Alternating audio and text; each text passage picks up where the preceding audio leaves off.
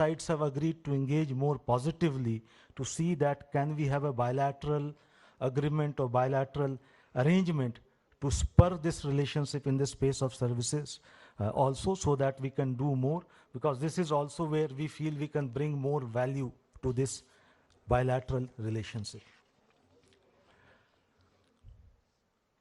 I think overall, if we look at, there is a lot of positivity in this partnership in last few months.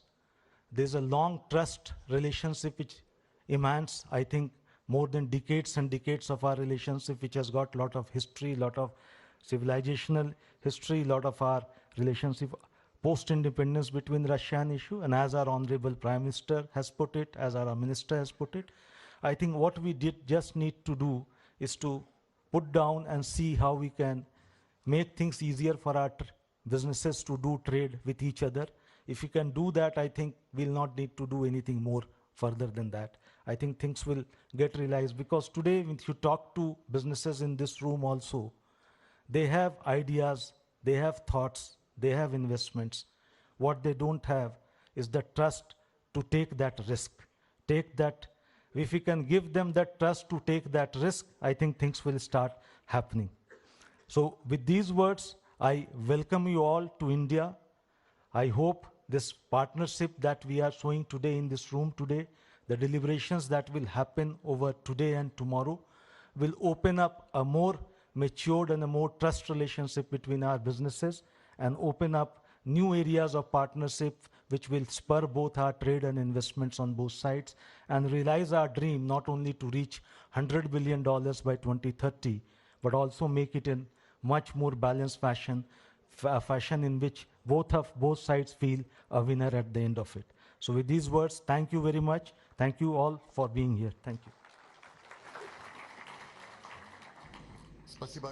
Thank you very much, Mr. Deputy Minister. Now we're giving the floor to representatives of business community.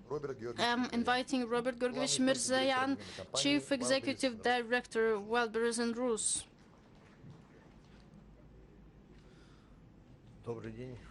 Good afternoon, dear friends. Indeed, we are achieving significant successes in development of digital platforms and sales and e-com. According to some estimations, in 2024 only, the market of e-com in Russia achieved $116 billion. In 2024, we exceeded $52 billion. In Wildberries today is more than 24 million orders per day, 205 logistics centers, and 90,000 delivery points, and 150,000 of ad screens in the country. We're actively investing into development of logistics infrastructure abroad as well. That helps us to ensure quick delivery and reliable servicing of our clients. In 2026, we plan to open up warehouses in Kazakhstan, Belarus, and that's around 200,000 square meters.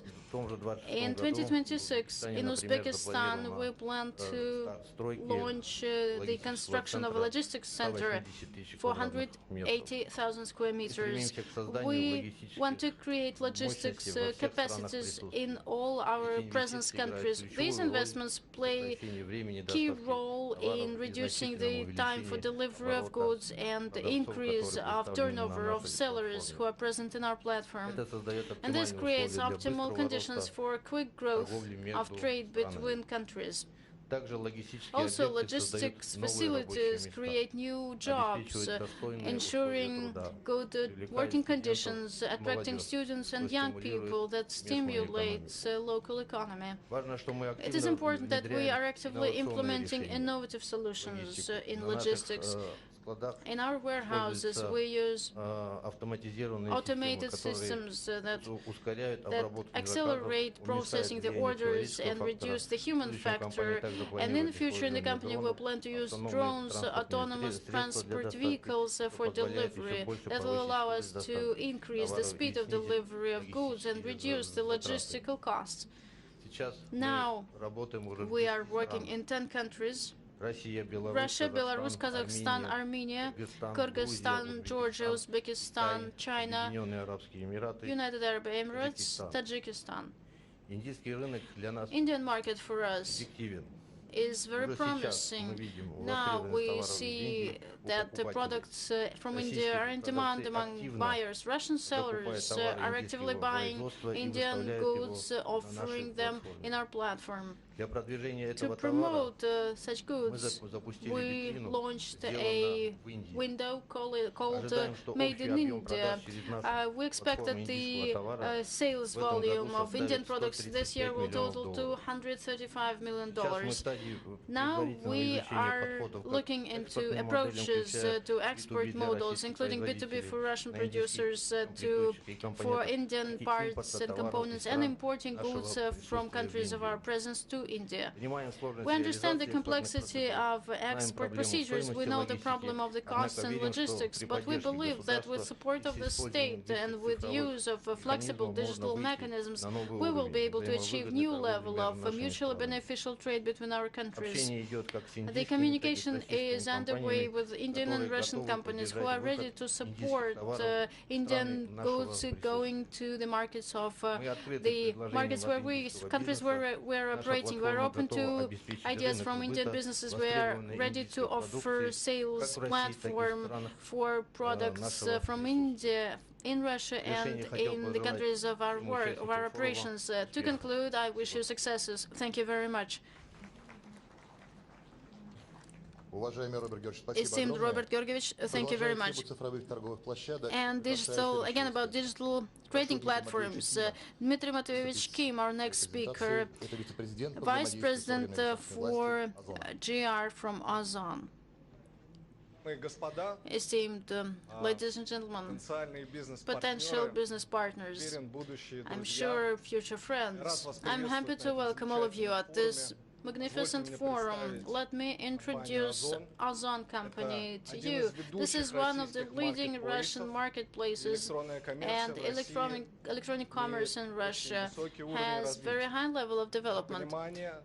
Just for your understanding, 20% of all trade turnover, of all sales in Russia is going online. In the coming 3-4 years, this indicator will exceed 30%. We are now at the level of the leading economies of the world in terms of development of e-com in the country. As of now, 82% of the audience of Russian internet are visitors of our app, and every month more than 63 million buyers make purchases in our marketplace. In average, the amount of such purchases is more than 34 per year. And this became possible because the ordered product from our platform will come to you in average in 3 days from the moment of ordering it.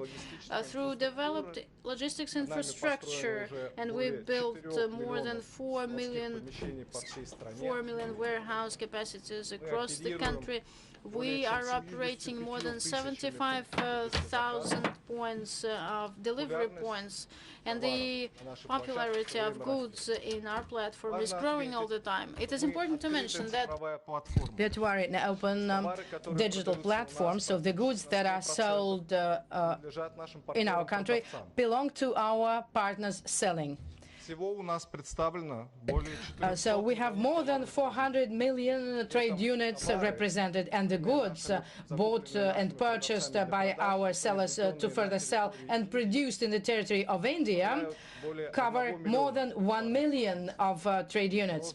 And year-on-year growth was 46%. So the demand for Indian goods among our consumers is rather high. So we invite our Indian companies to further cooperate because we can see high potential, and we are ready to become the digital platform that would provide accelerated development of our trade turnover. Thank you very much. Thank you very much, Denis. So, Yaroslav Stepanuk is to conclude, Commercial Director, Fansan Tourist Operator.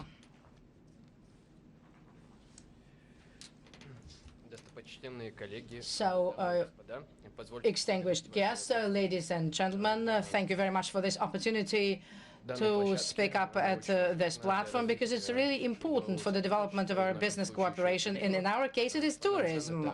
Fun and Sun is one of the major tourist operator in Russian Federation.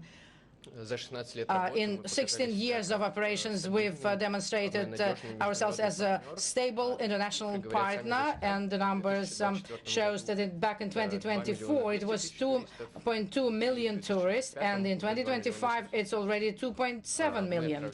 We send tourists in 55 areas, and we are launching new all the time, new areas. We have a rep office in Turkey, Egypt, United Arab Emirates, Thailand, Kazakhstan, Vietnam, and many other countries. We work with a full spectrum of services, insurance, tickets, airfare, hotels, and clock-round service. We are a reliable tour operator, which is proved by a huge volume of insurance, 6.4 billion rubles, and guarantees, the biggest fund of personal liability, which is 2 billion rubles among all operators. The interest of Russians to India is very high, and because India is among top 10 destinations for Russian tourists. And for us, it's a unique combination of Asian civilization and beautiful beaches of Goa. For us, this project is a long-term cooperation. Russia is becoming one of the most growing destination for Indian tourists. Moscow, in the first half of 2025, is one of the leading cities of destinations, and the Indian guests are number 2 among foreign tourists to Russia and Moscow. And our tourist product combines all cultural centers of Moscow and St. Petersburg, and also Golden Circle route and the Russian North, Kamchatka, Tatarstan, and Baikal routes. Fun and Sun company has developed and is successful in international project All for All, which helps us to send tourists to have vacations in Russia and develop our distribution network. Also, we are cooperating with the Russian brand Niska Russia, which allows us to promote Fun and Sun is a systemic partner of Russia and India, in India and Russia, and we offer structured approach to tourist exchange in the development of business tourists and mass segment, promoting and facilitating mutual tourist flows and attracting tourism into the regions of Russian Federation. Our key offers are launching direct flights by Indian companies and increased growth and popularization of vacation both sites and no visas. So in Russian-Indian context, we transform the interests of millions of people to each other into real business contacts, tourists, and ties. With the support of the authorities of both countries and business involvement, we can increase our mutual tourist flow to make it sustainable growth driver of economic growth, and Fun and Sun is ready to become the leader of the process. Thank you. Thank you very much. Ladies and gentlemen, our block is finished. Let's do the joint photo. You're welcome.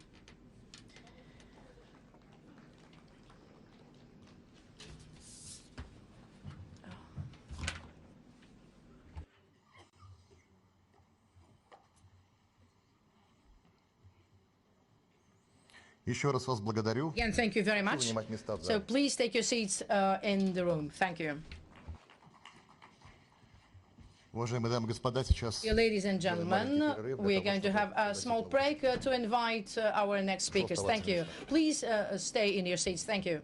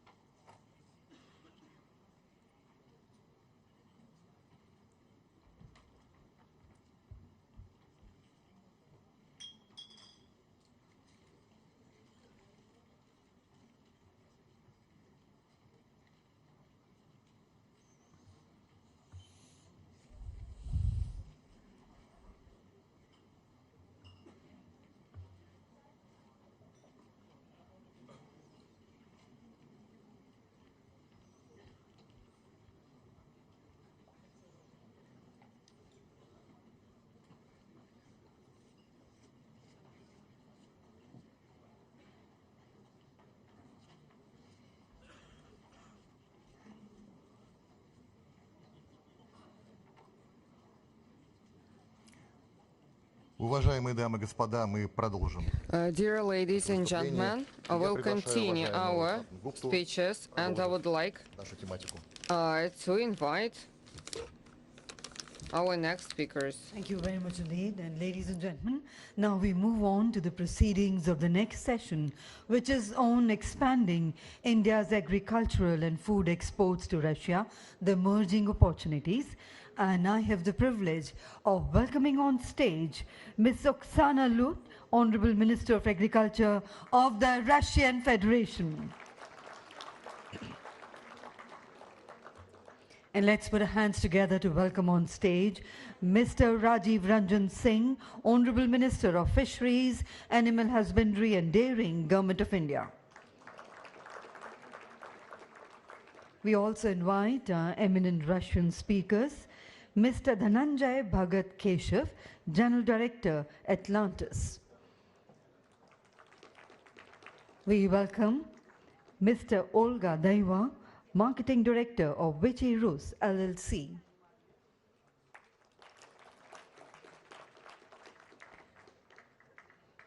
And we welcome Mr. Vladislav Bakhtenlikov, General Director, Grand Trade.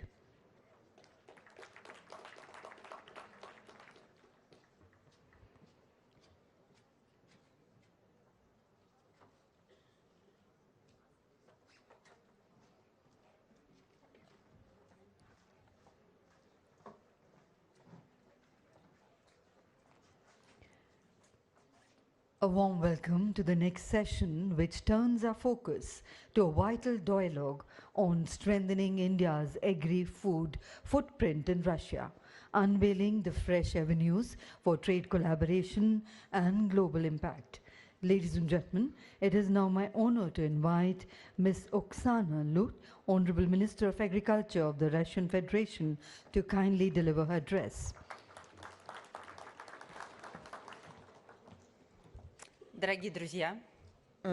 Dear friends, I'm very happy to welcome everyone. In the first place, I would like to thank India for a very warm welcome. Every time that I come to India, we meet your hospitality, and when you're leaving, you have only positive emotions, and I hope that will be the case always. And to continue the speeches by Mr. Oreshnikov and Reshetnikov, as for our opportunities in terms of sales over and our cooperation, I represent the agricultural sector. And today, in our industry, I would like to say we have some peculiarities. India and Russia, they share the same journey in agriculture. The main goal of both countries is to provide own food security and safety, and each country has achieved certain successes in delivering that goal, providing itself with the key food products, and also we have all of the food products, and we continue to develop that. We have very similar products that we produce, but in any case, we have differences given our geography and climate conditions. Some products are not manufactured in Russia, others not in India. In terms of turnovers and sales imports of foods to Russia, this is probably our key area for cooperation in the future. We could split that into several areas and areas of work. The first type of products, these are agricultural products, fish. Here, we would like to say that we do not manufacture everything in Russia, especially for fish. Lots of seafoods are imported in Russia, and I would like to mention that India is the biggest manufacturer of shrimps and the biggest exporter in the world of shrimps. And Russia is consuming, as of previous year, our imports and consumption was about 100,000 tons. From India, 20,000 tons were imported to Russia. Of course, we have huge potential for growth and cooperation within the seafood, and also there is a growing demand for such products, for such foods, and also part of our delegation is the biggest importer of shrimps, and they will speak about our plans around this type of products. And we have done a lot of work to open the 18 companies who deal with fish products. 115 were open, 65 for shrimp, and the volume of products to be supplied is 700,000 tons. So here we will check our consumption potential, but still we are open to that. Talking about the plant-based products. So India is the biggest supplier of rice. This is a niche type rice, and India has been supplying basmati rice, is our reliable partner. Here we increase in consumption as well for this type of food. And so this is a separate track and another big area, and we were discussing that with our colleagues. And probably another type of products are the tropical foods. About 4 million tons annually are imported to Russia, those of fruits and products. For now, the share of India is small, and here we have discussed today with the Minister of Agriculture of India the opportunities of increasing the supplies of fruits and other plants to Russia. And also we should see how we are going to move in terms of phytoquarantine, and also in terms of commercial terms. In our delegations, we also have the biggest importer of fruits and vegetables, and also we have checked our opportunities. And we are going also to share our plans at this forum. We are not limited to working with the foods, with the food products. We have great examples of the work of Indian business on the territory of the Russian Federation, and they are producing food products in Russia, and they are using the Indian equipment as well. I would like to emphasize that food processing and food industry is looking at Indian equipment, talking about its high productivity, efficacy, and quality, and our procurements, and also the equipment that we buy from India to manufacture food products. So these are growing volumes. Per order of our president, Russia needs to increase the volumes of production of foods by 25% by 2030. It can be done by the food processing industry. We could look at cooperation with our Indian partners in terms of equipment, and we hope that we're going to actively develop that. We also have scientific development areas and tracks. Today with the colleagues, we also discussed the possibility of creation of joint products for selection, and we could also develop the hybrid species and do selection in also in animal farming, and also the soils. This is a very important topic. Some countries, and all of the countries, are facing that, and we could improve the fertility with the help of mineral, organic, biological fertilizers to preserve our key production means, soil. And also we could also consider selection and agricultural animal farming projects, and also mid-volume productions. And another topic which is important for any industry, this is our future children education. We have joint programs for education and training of our children.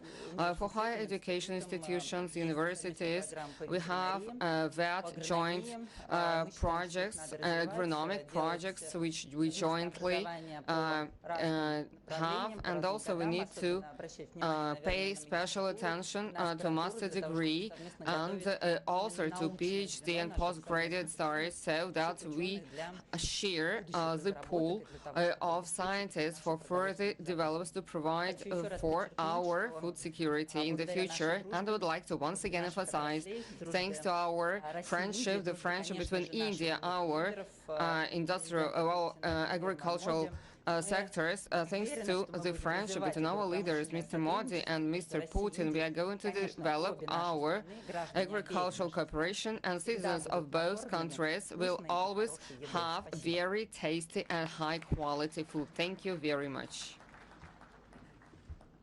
Thank you, Honourable Minister, for your thoughtful and forward-looking remarks. Ladies and gentlemen, we now move to an important address from a distinguished leader who's guiding India's transformative initiatives in the fisheries, animal husbandry and the dairy sectors, areas that are central to livelihoods and rural development and the national food security. May I now invite Shri Rajiv Ranjan Singh Ji, the Honourable Minister of Ministry of Fisheries, Animal Husbandry and Dairying, Government of India, to kindly share his remarks with the august House. Let's put our hands together to welcome sir.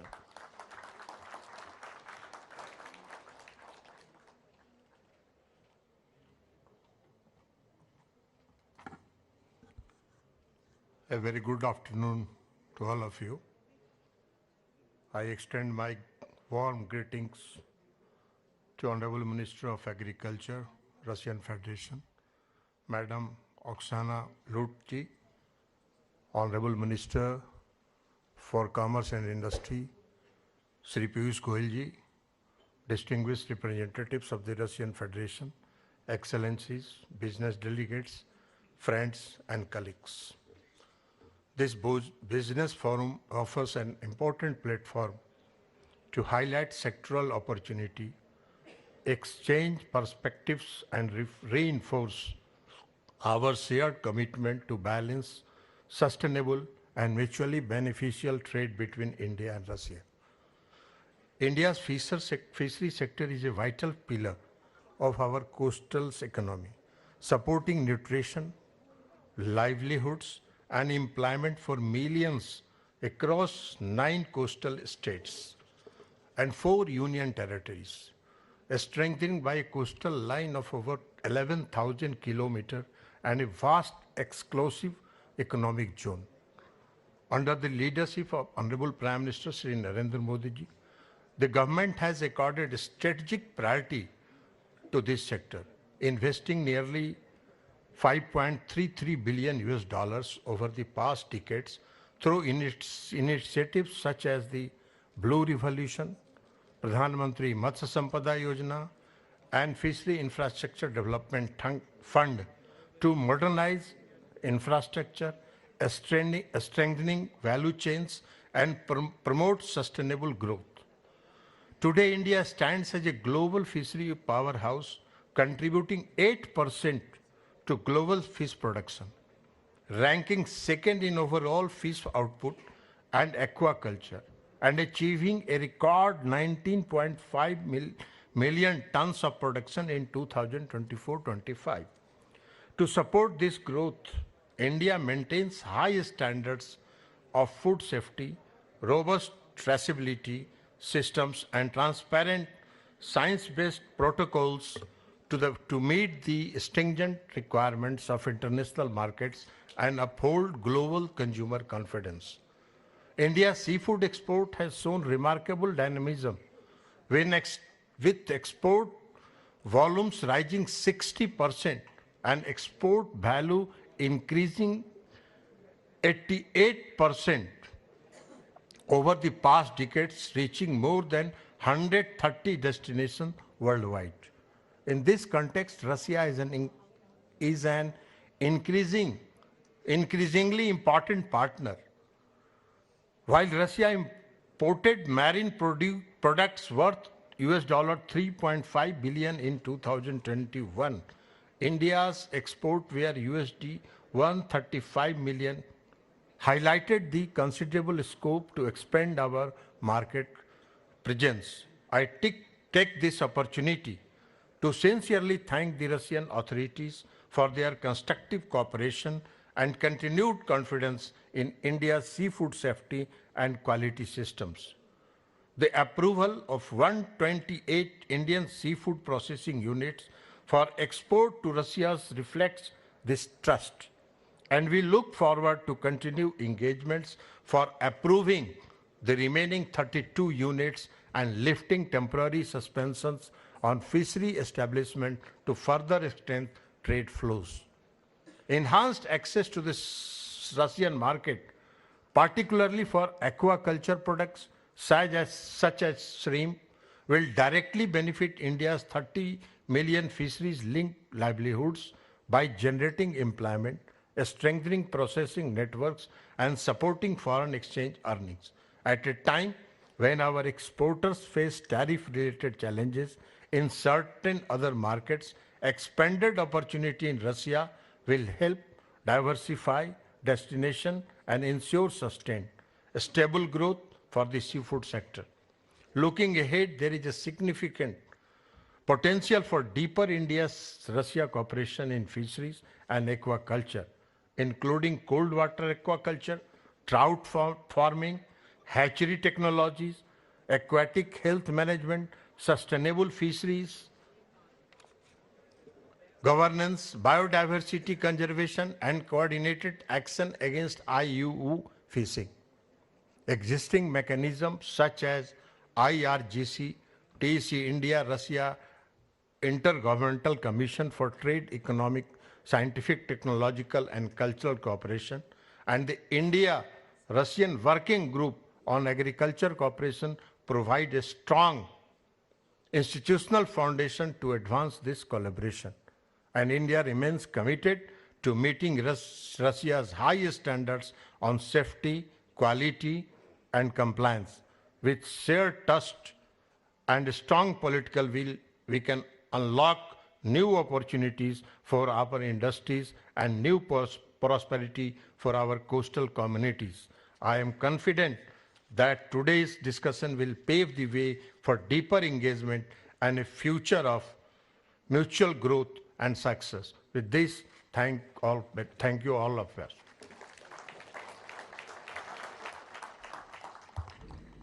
Thank you very much, sir, for your insightful and the encouraging remarks. Ladies and gentlemen, we now proceed to hear perspectives from distinguished representatives of the Russian business community, whose insights will further enrich our understanding of the emerging opportunities for the bilateral collaboration. We first invite Mr. Dhananjay Bhagat Keshav, General Director of Atlantis, to kindly share his comments.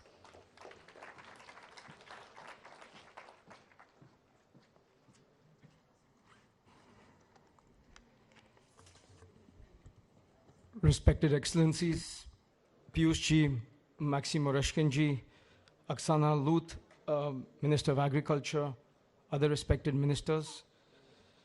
Простите, пожалуйста, если будет Sorry for some mistakes in my Russian. I will do my best for 100%, and some mistakes, if there or some accents is there, I'd like to apologize up front. Dear ladies and gentlemen, dear colleagues, dear partners, first and foremost, I'd like to thank India, and I'd like to express my sincere gratitude for a wonderful organization, for hospitality, and for the participation in this forum. Your efforts and your professionalism created a wonderful atmosphere for the exchange of opinions, for setting up new links, and for the discussion of important issues. We really pressure and value the opportunity to be part of this important event, and we truly hope for further collaboration and development of mutual relations between our countries.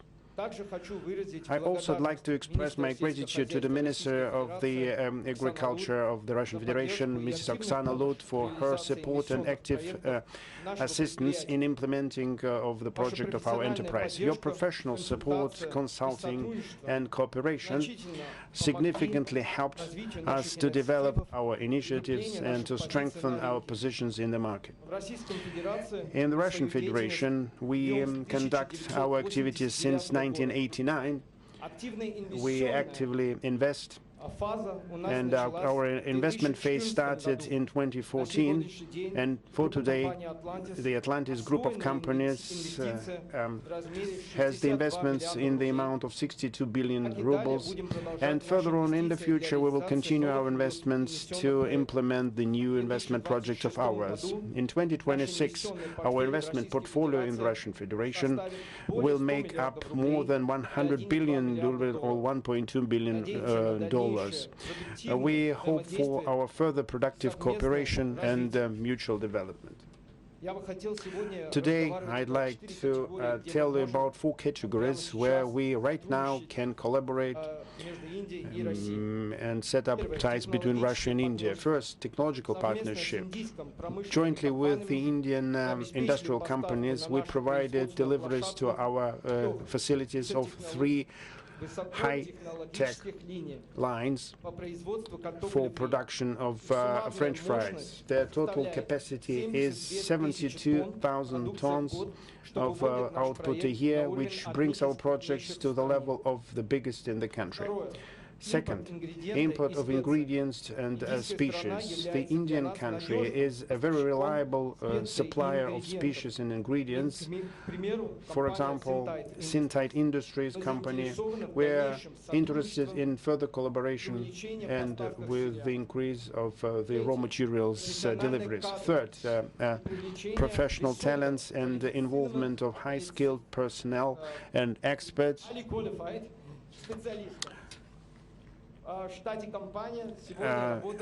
In our company, we employ around 4,000 employees. 230 experts of them come from India, who show very high qualification and enjoy unique technological expertise. Their experience helps us to speed up the starting and launching of production facilities and implement the global standard of standardization.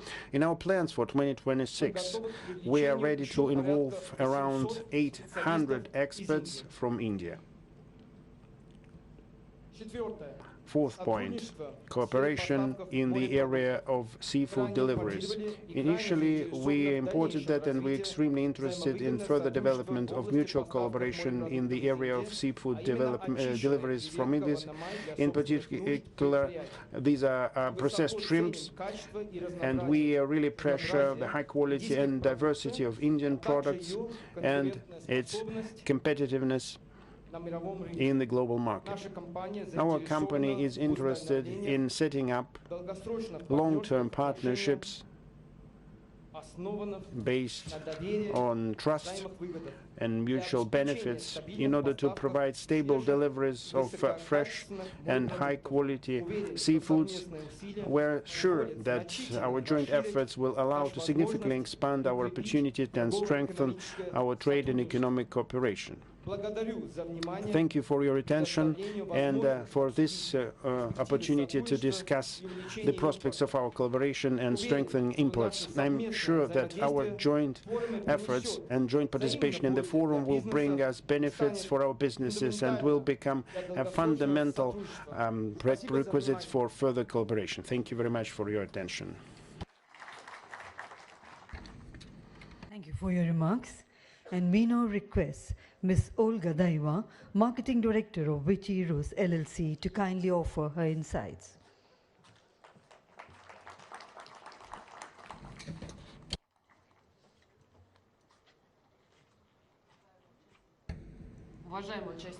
Dear delegates, good afternoon. My name is Olga. I represent Vichy Rus company, the biggest in Russia and in Europe producer of fish and shrimp products.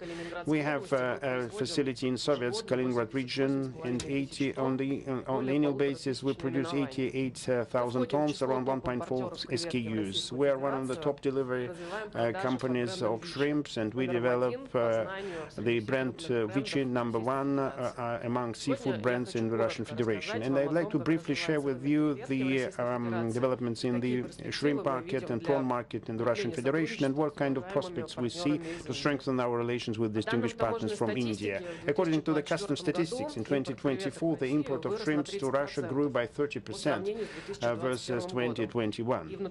And in the natural terms, it grew from 88 to 115,000 tons. At the same time, the import structure, 1/3 grew by the warm Vaname shrimp from 61 to 69%. In the absolute figures, from 54 to 103,000 tons.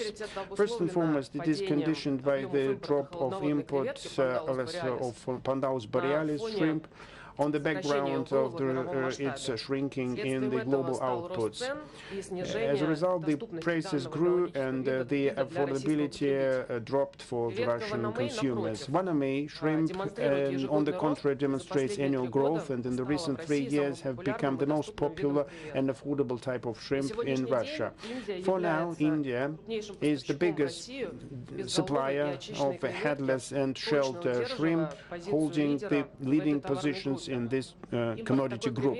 The import of such product from India in 2024 amounted to 23,000 tons, which is 35% higher than in 2021. We should also stress that more than 50% of the whole volume of imports is non-shelled Vaname shrimp with heads for further boiling, and the biggest supplier of this type of shrimp is Ecuador.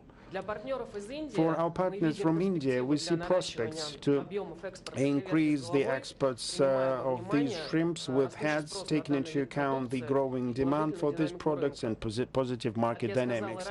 As already mentioned previously, Vichy-Rus is the biggest company in Russia for processing and packaging of shrimps, and our mission is to provide high-quality products on the market on a fair price. One of our strategic tasks of ours is to stimulate fish products and seafood consumption in Russia as a very precious protein source. We work with different opinion leaders from different generations. We invest in advertising companies to promote this. The main important factors of ours are continuous work on the development of our range according to the demands and needs and market trends. And on the forefront, we always put and we always have the quality of our products.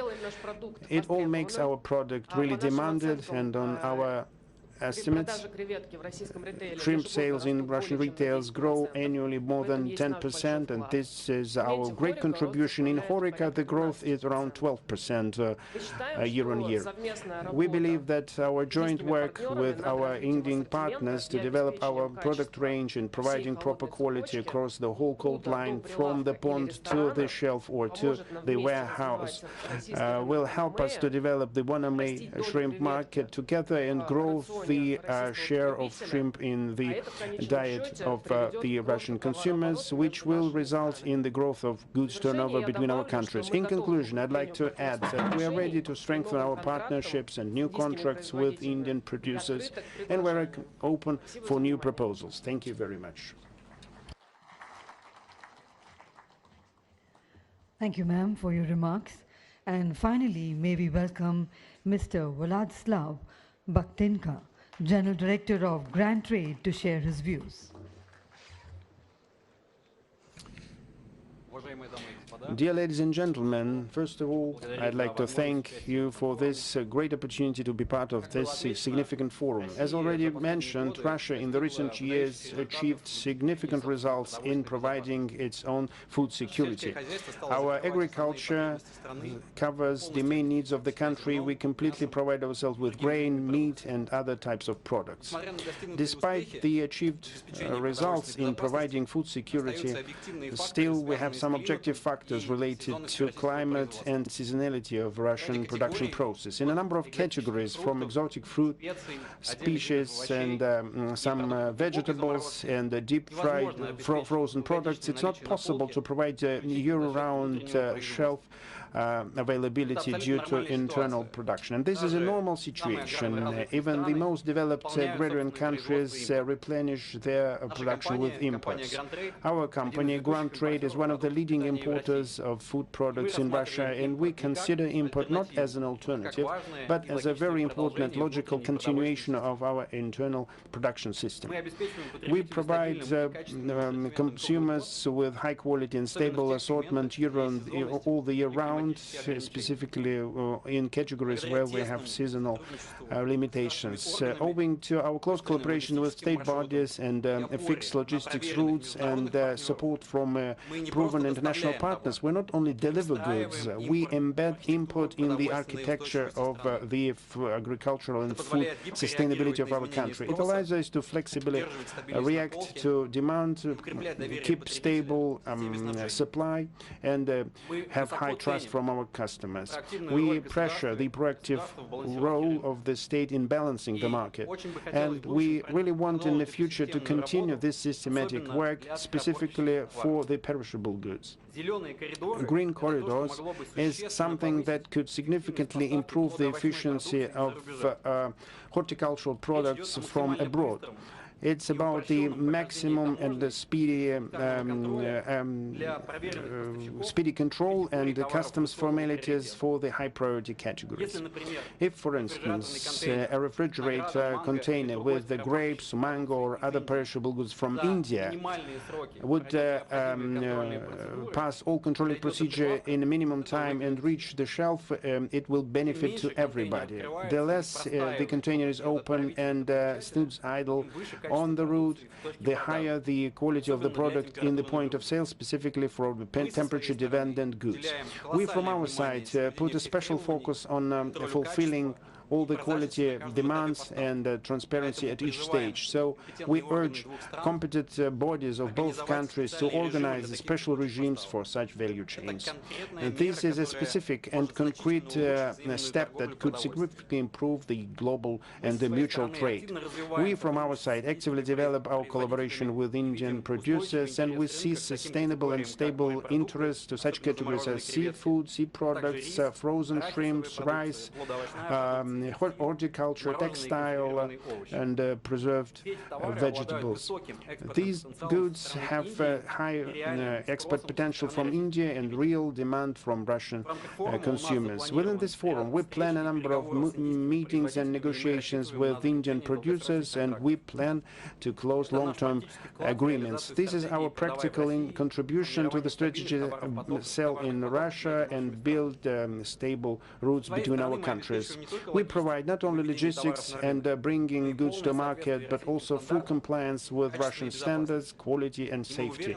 And we are sure that thanks to the coordination between our agencies and partnership with Indian partners, we can significantly grow and expand the presence of Indian goods in retail and other channels in Russia. However, in order to make it all come true, we have to remove the obstacles that we have in our mutual trade. I already mentioned green corridors that could be a very good solution in this sense. Another topic that has some issues are regulatory issues and permits to the market. We need here collaboration between controlling bodies of India and Russia. Indian exporters sometimes complain that getting accredited their enterprises takes a lot of time. The Russian party at this time focuses the attention rightfully that we cannot sacrifice the quality of the food products. In this case, the process is going longer and all parties suffer from that. What can we do here? It's very important to build a multilateral system of regulation and procedures. Now, we already use the street light system where green means clearance, yellow warning, and red is ban. But in the current form, it reflects only the consequences, but not the preemptive criteria based on which this status can be assigned. Such unified criteria from both parties should be developed. And this allows not only to show the status, to make it predictable, manageable for fair producers and suppliers. Indian regulators from their side can play a very important role in the preliminary control of products, preparing enterprises for export requirements of Russia and data exchange with Russian controlling bodies. We propose to set up joint checklists and registered of trusted suppliers supported from both sides. It's also important to implement already achieved agreements on electronic certification system and launch the end-to-end electronic turnover control, including phytosanitary certificates. The Indian party has very strong expertise in digitalization. Those competencies can be used to set up the joint IT platform that would allow the real-time tracking process. This would remove the uncertainties and give the impetus for further growth of our trade. To summarize, the collaboration between Russia and India in food industry has strategic significance and huge potential of growth. In order to implement this potential, it's necessary to provide simultaneous character of efforts from business and state bodies of both countries. We see the key task of ours to remove fragmentary processes, allow allowance criteria, speed up the data exchange, and provide the connectivity of data processes. Grand trade can be a guarantor of this process. We lead negotiations, increase the portfolio, and ready to scale out our cooperation. Now it's very important to have the political and regulatory impulse that would give more certainty to business for all the conditions. If we create a transparent access system, logistics and interaction in the nearest years, we cannot only increase our goods turnover, we will be able to build a sustainable trade channels between our countries. Russia will get stable deliveries, India will get a market of their products, and consumers will get high-quality products on good price. Thank you. Thank you, sir. And ladies and gentlemen, as we close the proceedings of this session, may I request our dignitaries to kindly step forward for a group photograph.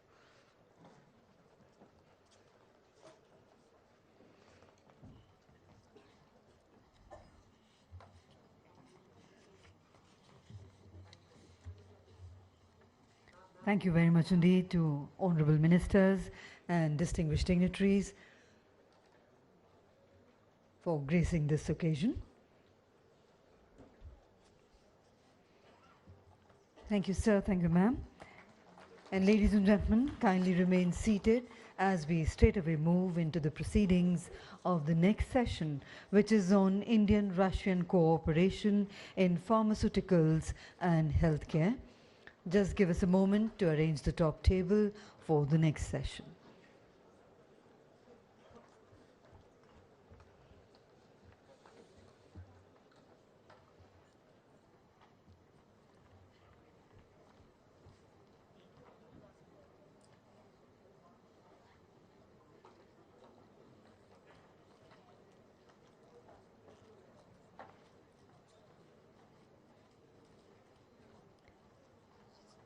Ladies and gentlemen, requesting everyone to kindly remain seated. In few seconds from now, we will go ahead with the proceedings. And now, ladies and gentlemen, to carry forward the proceedings of the next session, may I hand over to Mr. Eugene Grushko once again.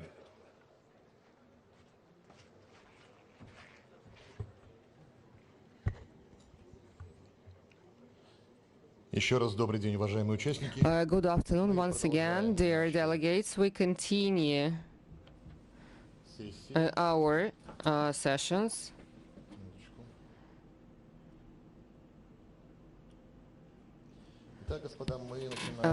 Ladies and gentlemen, we start a session dedicated to healthcare. I would like to invite our speakers to the tables, Mr. Mikhail Murashko.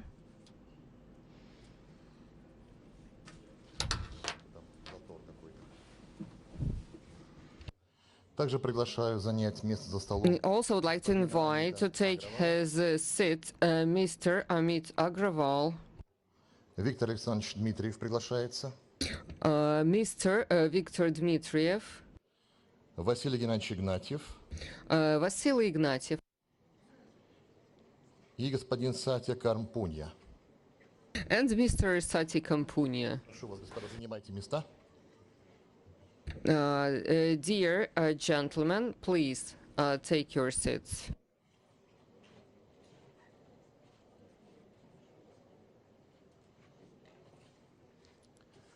Итак, мы начинаем следующий. So we start the next session, and the Russian-Indian cooperation pharmaceutical and healthcare industry. I would like to invite to open the dialogue the Minister of Healthcare of the Russian Federation, Mr.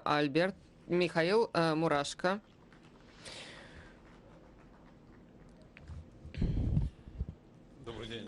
Good afternoon, ladies and gentlemen. The Russian Federation is actively developing and modernizing its healthcare system. I would like to emphasize that the volume pharmaceutical market last year amounted to around 2.6 trillion rubles and about 6 billion of packages and packs. Yes, we also have a growth pharmaceutical market. The volume of the first 6 months is 1.5 trillion rubles. And I would like to mention that cooperation between Russia and India in pharmaceutical is a privileged one. It has been present within the thousands of years of trust, and the practical cooperation is based on solid practical results. I would like to speak about some of the key indicators which speak for themselves. About 10% of the registered medicines in Russia are the Indian products. Russian medicines today, in absolute number, it's 1,800 units.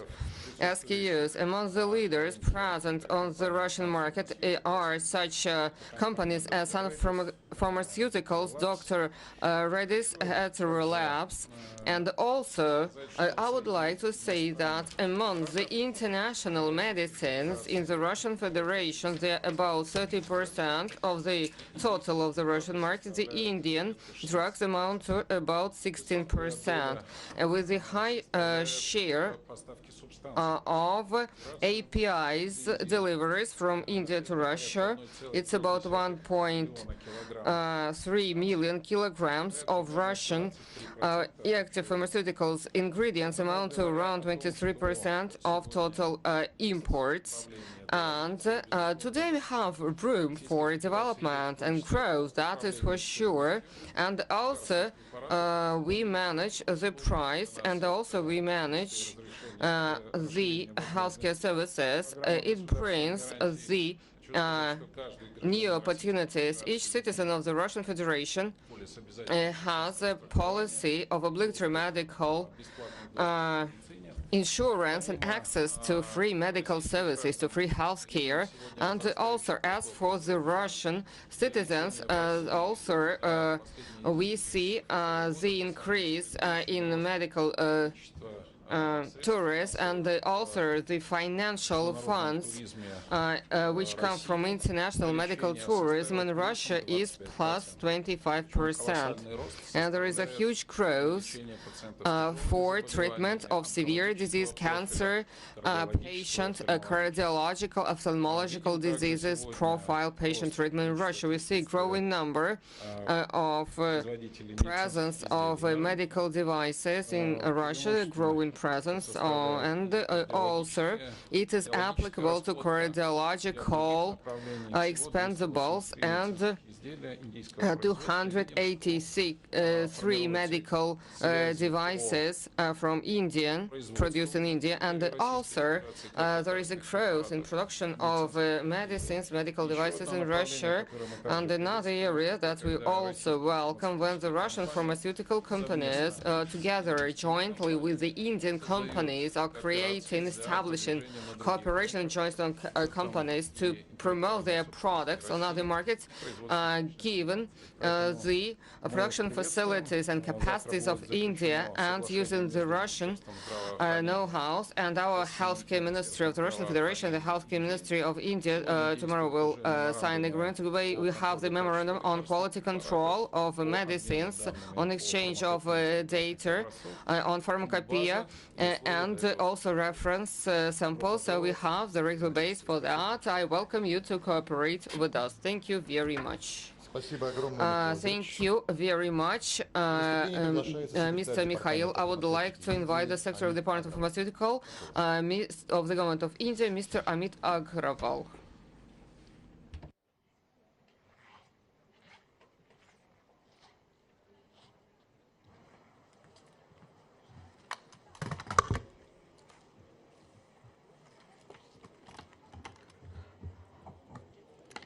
Thank you for this opportunity, and thank you, Honorable Minister Mikhail Murashko, and distinguished leaders of the Russian delegation, captains of industry from both sides, ladies and gentlemen. I am, the words which the Honorable Health Minister for Russian Federation just said about the scope for deepening, I totally echo that. And while the numbers said were about 16% of the Russian market is India, the potential is certainly way higher. India contributes about 24% of the generics market of the world. So if you extrapolate that, 16% is way short of that. Our share in the global market has consistently grown because we make things much more affordably as well as of the highest quality. In industry standards, this is attested to by several things. India today has the largest number of US Food and Drug Administration, US FDA approved plants outside of the US in the world, some 700 plants. Another 350 or so plants are European Medicine Agency approved plants. We also have our own pharmacopoeia, which has come out as a very effective and equally cost-effective also. Efficacious as well as cost-effective pharmacopoeia, and in just the space of 2 years, 19 countries across the world have adopted Indian pharmacopoeia, which lays down the industry standards by which drugs are to be manufactured. So a growing number of countries are adopting our pharmacopoeia and standards. So that attests to the fact that the whole world finds our goods in pharmaceuticals absolutely of the highest standards, and its share is continuously growing.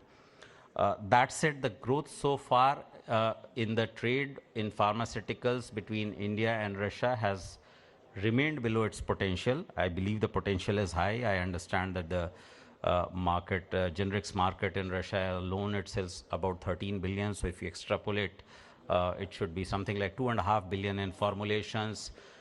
Another growing area is, and we have on the stage the biopharma side also, I noticed from the Russian side, biosimilars is going to be a very, very important area. 40% of all prescriptions around the globe are expected within 10 years to be biologically based. They are to be biologicals. Disease burdens across the globe, more than half of them are today non-communicable diseases, and principally the treatment of all of that lies in biologics. A huge number of today's patented biopharmaceuticals are going off patent in the next 3 to 7 years, and India has already started producing, just like generic chemicals, it has started producing very affordable biosimilars, and for diseases like insulin, for diabetes, for number of cancers, for autoimmune disorders. India is producing immensely cheaply, to the extent that very recently the state of California started sourcing on an exclusive basis under a back-to-back contract insulin from an Indian company, which is like 90% cheaper. Our industry tells us that in the procurements in Russia today, there is a huge preference for Western companies, which is hugely expensive for Russian consumers or the Russian healthcare system. There are a number of issues which come in the way of Russia making better use of this quality affordable drugs. These have been discussed for some time, very actively in the joint working groups over the last 3 to 4 months. And therefore, I would not take this opportunity to repeat those, but I would only urge the Honorable Health Minister to take a closer look as to what is it that Russia can do to really solve these long-standing issues so that Russia's share in trade from India is at par with the rest of the world and maybe higher. So that is the principal thing that I would like to bring out there. The last key point that I would like to make is two more key points that I would like to make is on the drug side, APIs were mentioned. Over $1 billion worth of active pharmaceutical ingredients are exported by India to Russia. And we have, over the last 5 years, undertaken, I believe, a unique initiative to increase resilience of the Indian supply chain and start producing APIs domestically. And the most important drugs in the supply chain, in the value chain, almost 26 of them are already grounded and over the last 2 years have started getting produced within India. So our ability to produce key APIs has really risen. Over the next few years, it will rise further. And that gives a lot of resilience. We are in a position to supply so much more of APIs as well. On medical devices, which was mentioned, everybody knows India as the pharmacy of the world for drugs. 193 countries is what we export to. Medical devices is something we've grown rapidly. Today, India exports medical devices to 187 countries. And we are producing no longer only disposables and consumables. We are also doing high-end stuff like implants. Medical tourism was mentioned. Whenever medical tourism happens today, when people come from knee implants or they come for stents in heart surgery, 50% of that is produced in India. And this share is growing, and this share is growing not just in the Indian market, it is growing globally, which attests to the fact, and people who are coming to India are not just coming from the global south, they are coming from the developed world, they are coming from the global north as well, and they're coming in growing numbers. The number of people who are coming on a medical visa to India has almost doubled in a space of 5 years. So this is proof, this is not standards. Nobody comes to have a heart surgery to another country or a knee implant for another country unless their quality is excellent. So this is what we are producing. We have also started producing high-end equipment like MRI, linear accelerators, cobalt treatment, heart valves, so on and so forth. So there is a lot of scope here also in medical devices. So we have everything available. There's nothing in the world that today India is not capable of producing. In drugs, 100% of what is there is producible. And there is much that the Russian government as well the Russian people can gain from a deeper engagement in this very important bilateral relationship. I welcome this opportunity for all of us, both sides of the industry and the governments, to really engage. Thank you. Thank you so much, dear Honored Secretary. I'd like to give the floor to Viktor Dmitriev, Director General of the Association of the Russian Pharmaceutical Manufacturers. Good afternoon, dear colleagues. Today, opening the forum, Mr. Piyush Goyal quoted the poem by Rasul Gadzatov, and I would like to start with Vladimir Vanikovsky, a Soviet poet, saying that I say India, I mean medicines. When I say medicine, I think about India. So this is an abstract thought that an association in which I had in 1982, when as a student of the first year of the medical university, I participated in the solemn meeting of the Prime Minister of India, Mrs. Indira Gandhi, and after a month, probably we saw how many Indian medicines were on sale in our pharmacies. Of course, it was more than 40 years ago, and we have more Indian drugs, and the relations have improved. And working in the pharmaceutical sector and talking to my Indian colleagues, I can say that many implement the strategy that we internally call from supplies, from deliveries to production. And Mr. Mikhail Murashko mentioned some of the companies. Some bought the production facilities, some constructed them, built them from zero, and they became members of the Association of the Russian Pharmaceutical Manufacturers, which is a pleasure for us. At the same time, they have created and they're implementing the new program, joint families, shared families in the pharmaceutical industry. I know we might be the main sector for joint Indian-Russian families, which proves that we are going into the right direction. Speaking about the forum and the goals that are set before us, the pharmaceutical industry of Russia is interested in the products from India in the first place, for the APIs, the ingredients, the intermediates that we need, and chemicals for packaging and the packaging itself. It was mentioned at different platforms previously. We need and we are ready to participate in harmonization of the regulatory basis and the regulation, so that we accelerate the product entry to the market without decreasing the safety and the quality of the products. Probably we could find such mechanism, and we are ready to do everything to accomplish that and not take a lot of your time. I know that there is an Indian saying that we cannot hold the time with the hands. That is absolutely correct, but using the opportunities that the time is providing, our opportunities and the potential, they're huge, and we are ready to do the tasks which are set for the Russian pharmaceutical industry and the Indian pharmaceutical industry. Thank you very much. Thank you very much, Victor. I would like to invite Vasily Ignatiev for the speech, Director General of our farm. Namaste. Namaste, good afternoon, dear ladies and gentlemen, dear delegates. As it was already mentioned, the Russian market has to offer lots of opportunities to Indian pharmaceutical companies and healthcare companies. I would like to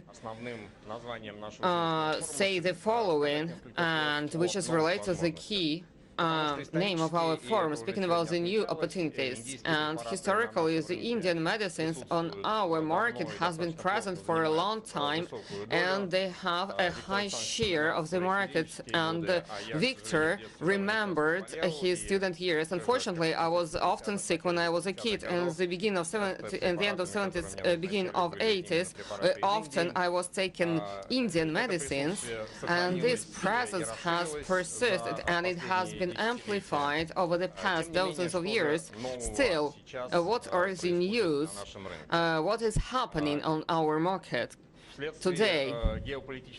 Due to the geopolitical situation, many companies of the so-called big pharma from the West, mostly, they introduce self-limitations on their actions on promotion of products on the Russian market.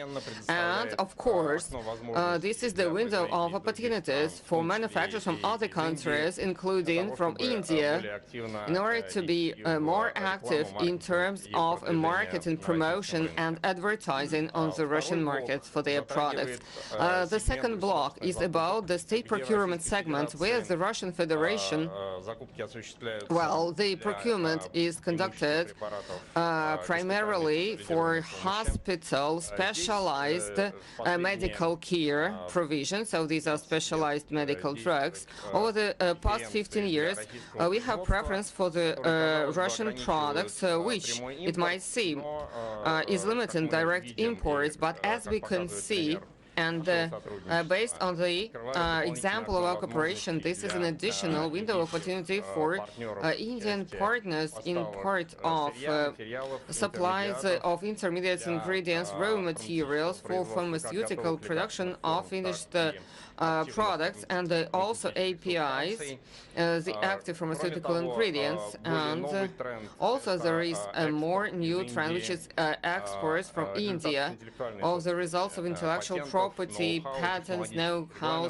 technical regulations. And our company has a range of projects in biotechnological production in partnership with Indian companies, Dr. Reddy's Laboratories and Reliance Life Sciences.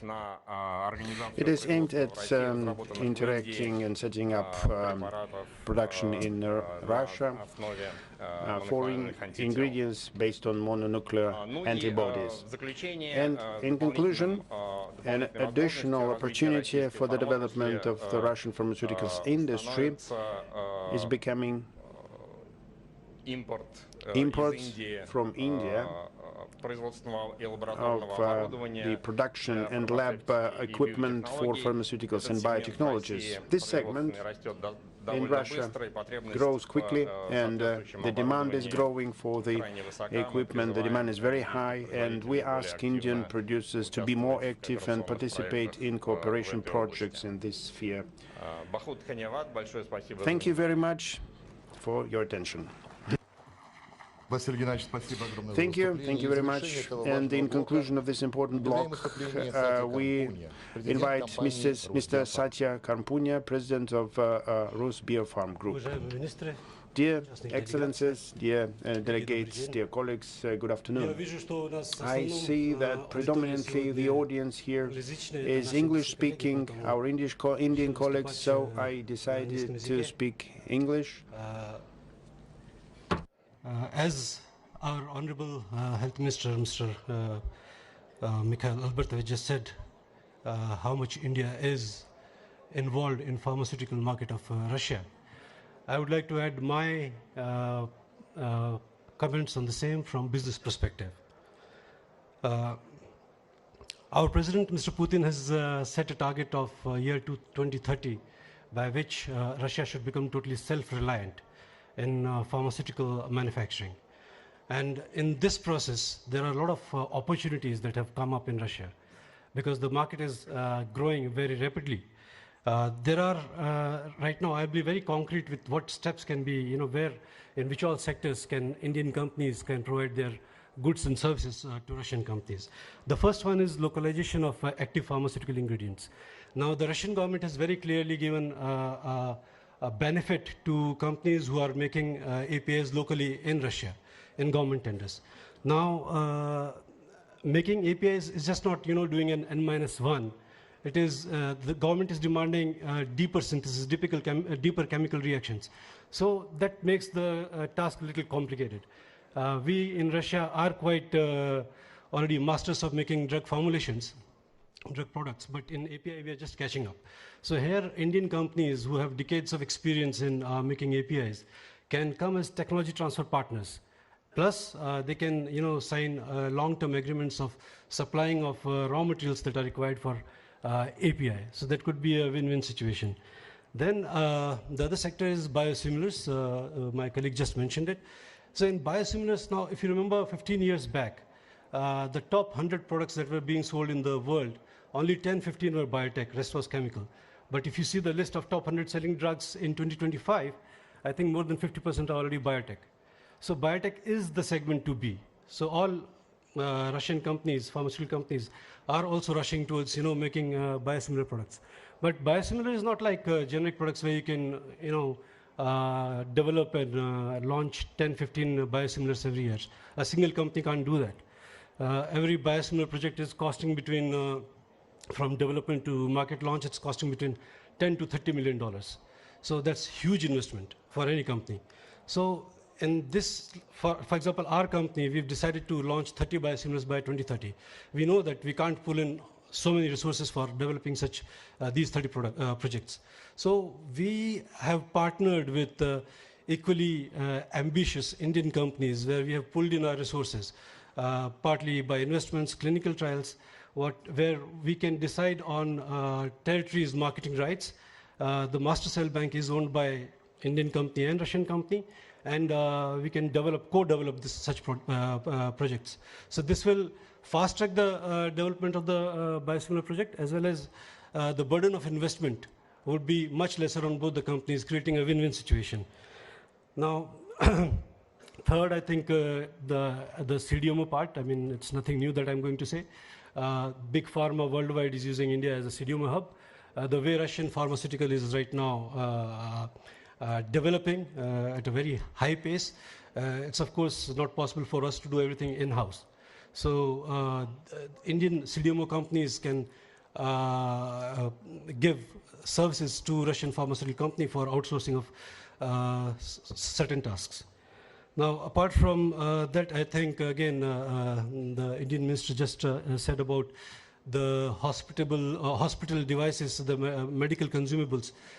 There are some Indian companies which are doing very well in production of medical devices. I can say they are not Indian companies now, they are Indian multinationals who have proven the world that they can produce world-class products. So these companies can come and invest in Russia, make these hospital consumables like IV catheters, dialysis systems, cannulas, etc., etc. And they will get a clear preference if they are making it locally by the Russian government, because in the tenders, if the product is locally made, you would get 100% preference. And the good news is that the high-grade plastic that is required for these medical devices is available locally in Russia. So it makes a lot of sense. And similarly, I mean, not only these consumables, but there are medicated stents. These are high-tech devices, hip and knee replacement devices. So the volume is good enough in Russia that would justify your putting a local manufacturing unit in Russia, and of course getting the government benefits. Apart from that, I think there's one more interesting point, that is health tourism. Health tourism is a trend worldwide, and interestingly, India has a culturally richest experience of things like yoga, meditation, Ayurveda, naturopathy, but somehow it has not been able to attract Russian clients. Believe me, it is one segment that Indian companies should try. Russians love long holidays, they are ready to spend, but I mean, unfortunately, this money is going mostly in Thailand or Turkey or somewhere else. What is lacking on your side is probably correct marketing, and of course, understanding the requirement of Russian clients, upgrading your quality to their requirements, and believe me, you will be pleasantly surprised at how much big potential this sector has. So this is, in short, I have told few things what can be done, and now the thing is how it can be done. See, there are barriers. I mean, there's language barrier, first of all. It is one of the biggest barriers. Then there's some slight cultural difference in working style. So what you can do is you can go out and find out a local partner for yourself. Do deep due diligence, and once you are sure of the partner that you found, then rest is business as usual. Go ahead, negotiate, get a win-win situation, and I'm sure you'll have a good time doing business in Russia. Thank you. Thank you very much, dear experts, dear participants for this session. I'd like to invite you for the joint photograph, and we will continue.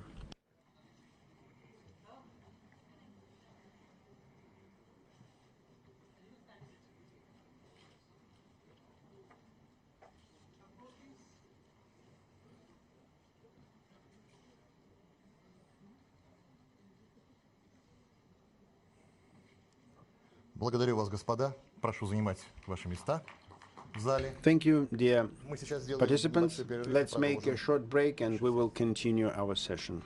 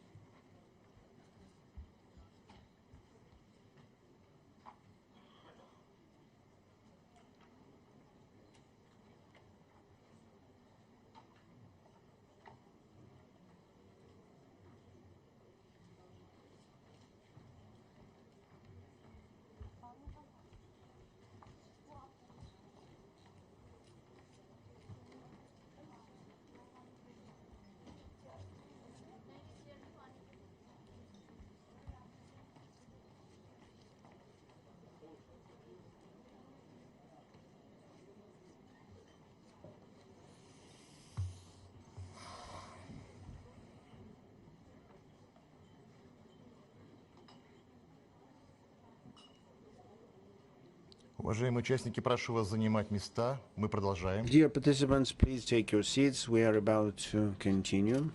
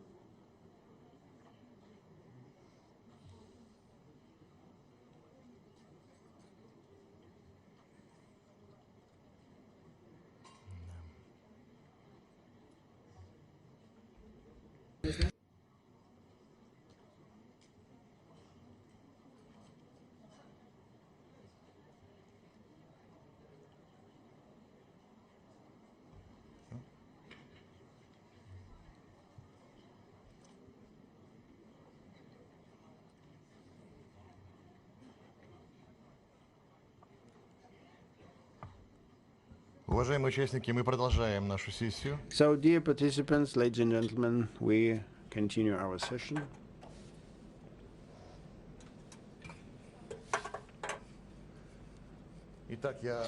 So, I invite distinguished Satna Gupta to continue moderating the next session. Thank you. Ladies and gentlemen, requesting everyone to kindly be seated. We are now ready to go ahead with the proceedings of the next session. Everyone to kindly be seated, please. And now, ladies and gentlemen, for the session on India and Russia, a digital partnership for the future, may I invite on stage Mr. Maksud Shadaev, Minister of Digital Development, Communications and Mass Media of the Russian Federation. Let's put our hands together to welcome Mr. Maksud Shadaev. Warm welcome, sir. I invite Mr. S. Krishnan, Secretary, Ministry of Electronics and IT, Government of India. And also inviting distinguished Russian speakers, Mr. Oleg Goyal, Managing Director for International Business Development, Cyprus. I invite Mr. Viktor Ivanovsky, Director of International Business Development, Positive Technologies.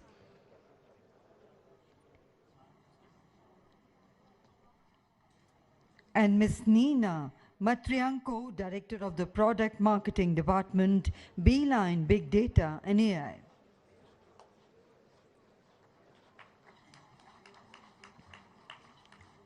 Ladies and gentlemen, we now move to the next segment, which is a forward-looking dialogue on India and Russia digital synergy, where innovation meets strategic collaboration for a tech-powered future. And we now begin the session with the keynote address by a distinguished leader at the forefront of Russia's digital transformation and technological advancements. It is now my honor to invite Mr. Maksud Shadaev, Minister of Digital Development, Communications and Mass Media of the Russian Federation, to kindly deliver his speech.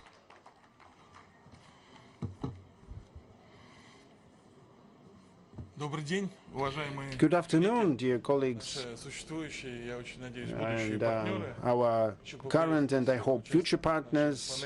I'd like to thank all the participants of our panel session. I believe that the discussion of our potential partnership and cooperation in the area of information technologies is a very relevant topic and very up-to-date topic. As you know, in 2022, all leading Western vendors left the Russian market, and in terms of the digitalization speed of state structures and other entities reached our maximum. The costs and expenses for information technologies in our country in the recent 5-6 years are growing on average for more than 20% annually, and we now have opened a big niche for new big projects. We attentively following the developments of IT industry in India. We analyze the efficiency of acting state programs of the industry support. We are really glad to see the successes of Indian developers. The Indian IT industry in the recent 20 years has developed in big paces in the recent years. It takes a huge share of global market, and it takes it due to the successful experts. Our industries have a lot of things in common. The main drivers of IT industries development in Russia and in India was at the first stage their outsourcing software development, working in the fintech market. Later we started to develop our cloud-based and cross-platform services, and we see that India is going beyond. It goes far beyond those borders orders, and in the country we see massive production of electronic components and equipment for computers. India is the second country in the world in smartphone production, and I believe this is a very important result that the country demonstrated in the recent time. In my address, I'd like to formulate the main opportunities for the development of cooperation of our technological companies. India has many things to deliver to Russia. What we need, we segregate 5 big blocks that I will mention a little bit later. We know that India, under the state support within PLI system, actively develop their own production of telecommunication equipment, and first and foremost basic station 4G and 5G. At the same time, they reached a high level of localization. They successfully solved the problem of dependence from Chinese producers. We also built our in-house production. We started to do it much later, and we developed our own projects in the area of telecom. And today we have a not covered deficit around 200 to 150,000 basic stations by the end of 2030. And with pleasure, we'd like to discuss opportunities how to invite Indian producers and manufacturers of Indian stations to the Russian market. Although we know that in India there are developments at open standards, Open RAN, which makes it possible to set up cooperation with our producers. Secondly, we see that today big factories, big electronic factories are built in Gujarat in production of multi-layered board slabs, solar panels, and many of them are commissioned. The new facilities are commissioned, and we're ready to place our orders for manufacturing of different equipment. And colleagues already mentioned high speeds of development of marketplaces. We have a huge demand for building and commissioning dozens of thousands unmanned platforms for goods deliveries across the whole territory. You know, our territory is huge.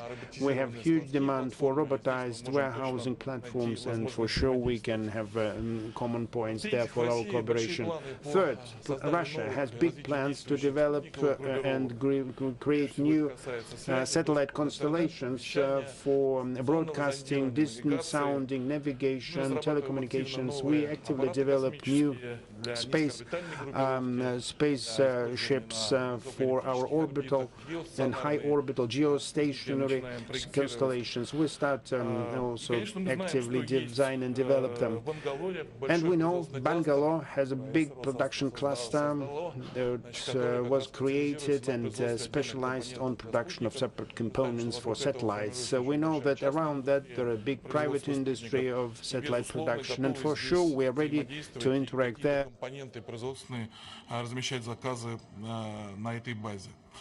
Прежде всего это касается дистанционного зондирования. В-четвертых, пока мы строим собственную группировку новую, мы готовы обсуждать массовую закупку спутниковых снимков.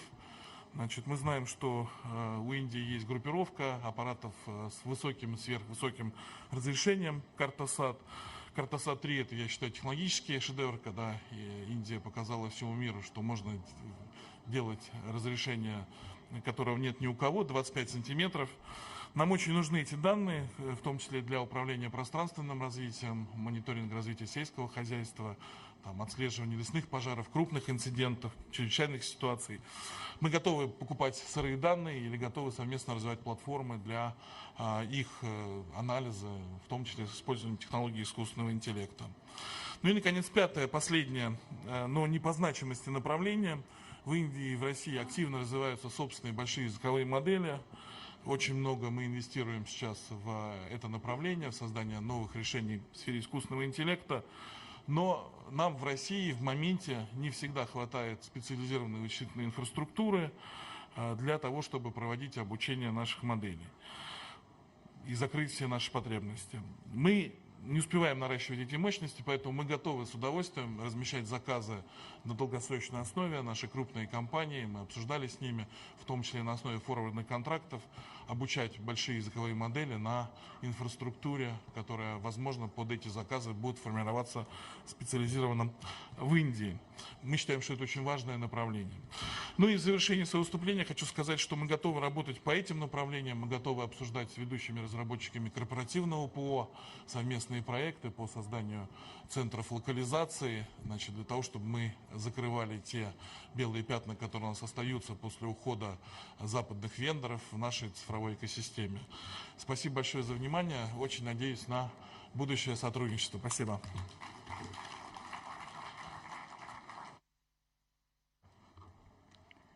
Thank you very much indeed, sir, for your insightful and forward-looking remarks. Ladies and gentlemen, may I now invite Mr. Oleg Gorlov, Managing Director of International Business Development, Cyprus, to kindly address the August House.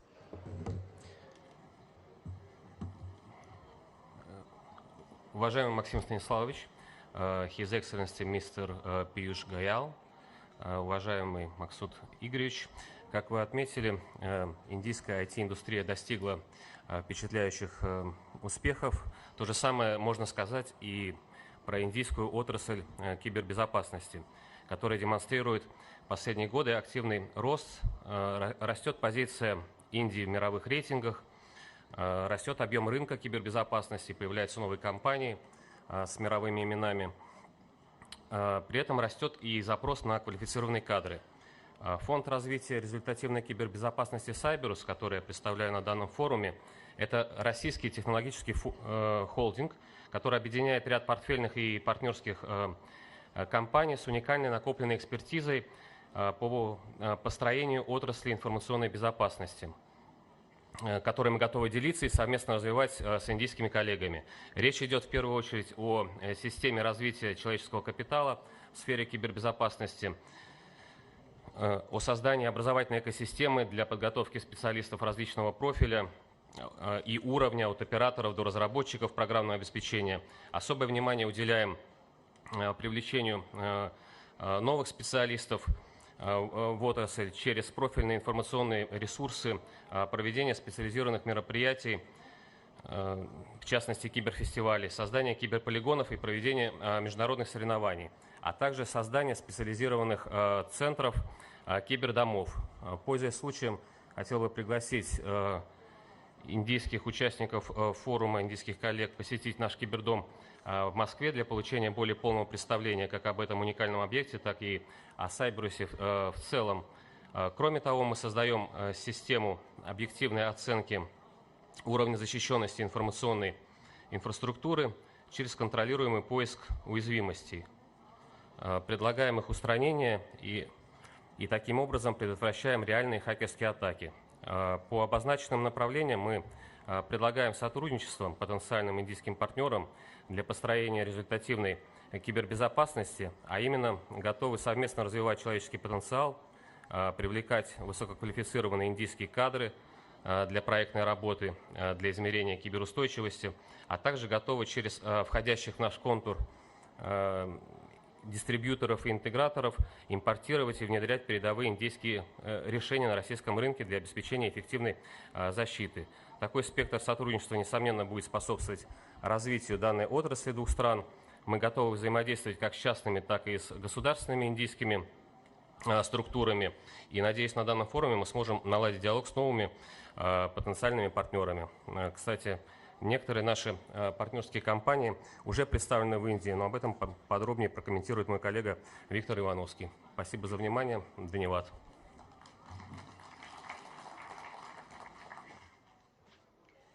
Thank you very much indeed. May I now invite Mr. Victor Ivanovaski, Director of International Business Development, Positive Technologies. Добрый день, дамы и господа. Намасте. Я очень рад сегодня говорить от лица компании Positive Technologies, компании со штаб-квартирой в Москве, компании с более чем 20-летней историей, компании с уникальным набором технологий, опыта, экспертов. И я очень рад тому, что и конкретно для меня, и для Positive Technologies индийская земля – это не что-то новое. Мы начали работать на этом рынке уже больше 1,5 лет назад. И изначально позиционировали себя не как еще одного вендора или продавца, а в первую очередь как партнера. А любое партнерство, технологическое, стратегическое партнерство, это дорога с двусторонним движением, по которой стороны двигаются по направлению друг к другу. И с одной стороны, мы действительно предоставляем технологии, предоставляем продукты, работаем с партнерами в Дели, Мумбаи, Ахмедабад, Бангалор, Калькутта. Мы учим индийских студентов. В июле 2025 года мы на втором нашем треке Positive Hack Camp, который организуем совместно при поддержке Минцифры, вместе с Минцифрой и с поддержкой Cyberus. Среди более чем 100 студентов у нас была первая группа из индийских технологических университетов IIT. И что было очень важно для нас, в том числе с точки зрения признания важности работы, которую мы делаем, на открытии, на церемонии открытия выступал его превосходительство, посол Индии в России Шри Винай Кумарджи. С другой стороны, все эти партнеры, с которыми мы работаем, а это компании, которые производят программное обеспечение, которые производят в том числе аппаратное обеспечение, программно-аппаратные комплексы, те, с кем мы обсуждаем, каким наилучшим образом выстраивать объединение технологий в рамках the project of Make in India. We see a clear request and demand for export of Indian software and hardware suits and the request for work in Russian companies. And basically, what India taught me, apart from Namaskar, Minaram, Bikharhum, is that any business, any cooperation starts from collaboration. And what is necessary in this system, as we see during this forum, it's necessary to select a proper platform. Good news is that we already have such platform, also supported by Ministry of Digital Development this year at the International Cyber Festival, Positive Hack Days, that was visited by more than 100,000 people. We had the first official delegation from India. We hosted a representative of CII. We accepted representative from FICI, RBI, together with our colleagues from our partnership organization. And their feedback showed us that a platform that we managed to build together is one of the most suitable ones to join requests from companies producing software, hardware, and Russian partners, Russian customers, Russian technological institutions that also take part in the Positive Days. So every remark from this stage is ended with the urge for action, and my urge for action is like Swagat hai, welcome to Positive Hack Days Festival. We really see that both FICI and CII consolidate interests of Indian companies to participating in this festival. So welcome to contact Positive Technology of CII, FICI, and we will be really glad to see all of you, dear Indian partners at Positive Hack Days. Let's build this technological bridge together, and we will give you more support to be able. This is really sustainable and fixed. Thank you. Thank you, sir. And we now invite Ms. Nina Matrianko, Director of the Product Marketing Department, Beeline Big Data and AI, to kindly share her comments and insights on digital innovation and data-driven collaboration. Let's welcome ma'am.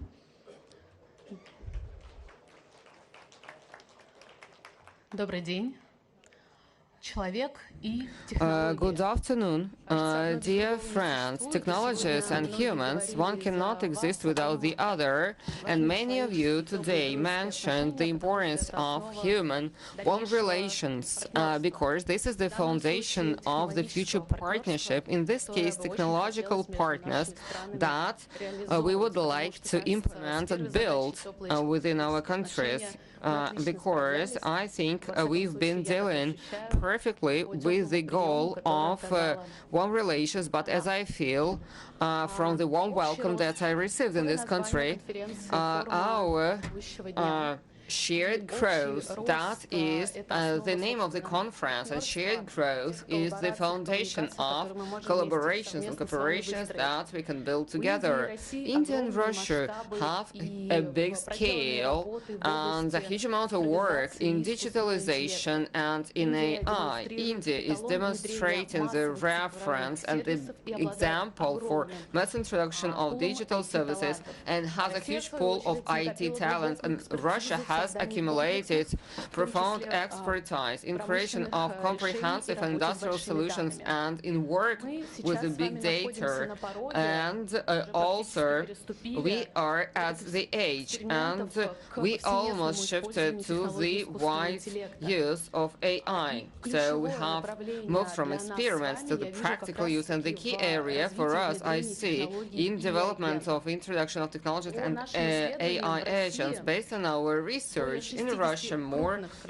Over 60 big companies are interested in introduction of AI agents to solve routine tasks and many other tasks. Business is really waiting and badly needs the highly specialized digital employees and agents able to work with internal companies' data.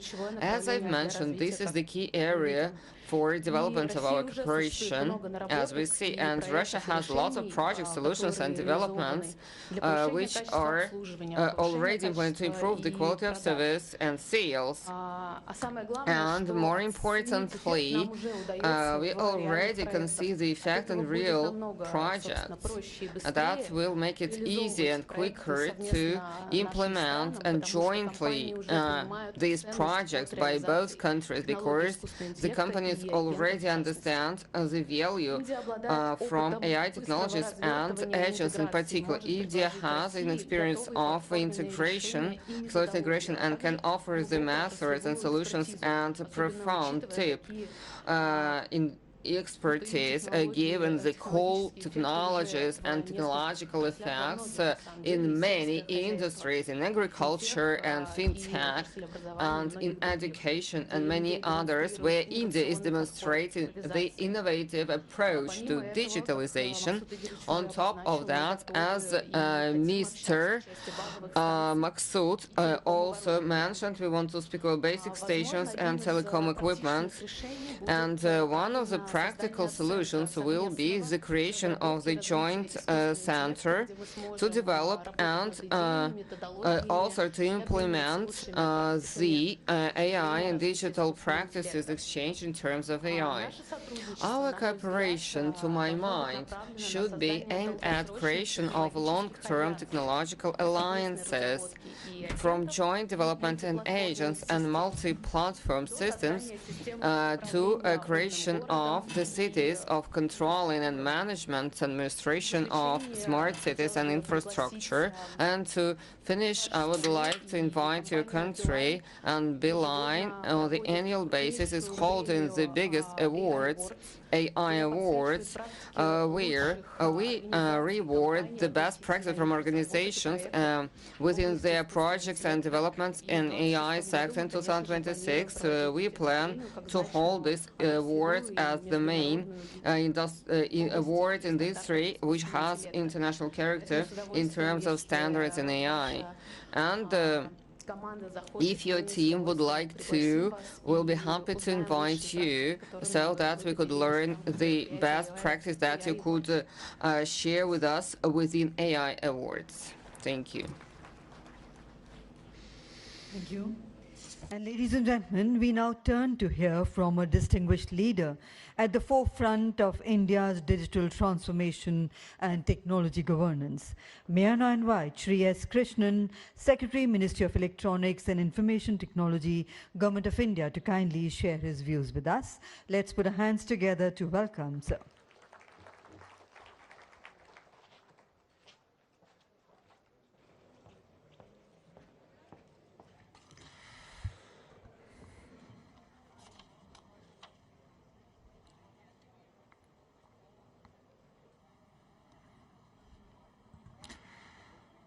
Excellencies present on the dais, ladies and gentlemen, today I am very pleasantly surprised and very happy to see the very large gathering here in the Bharat Mandapam, which reflects the kind of enthusiasm there is both in Russia and in India to actually build closer economic ties in a number of areas.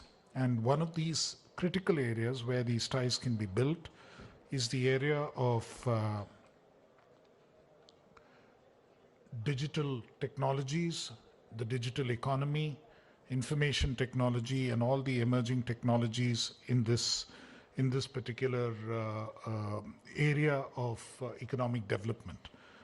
Today in India, the digital part of the economy is growing twice as fast as the rest of the economy and is likely to be about 20% of the overall economy in the next 5 years or so.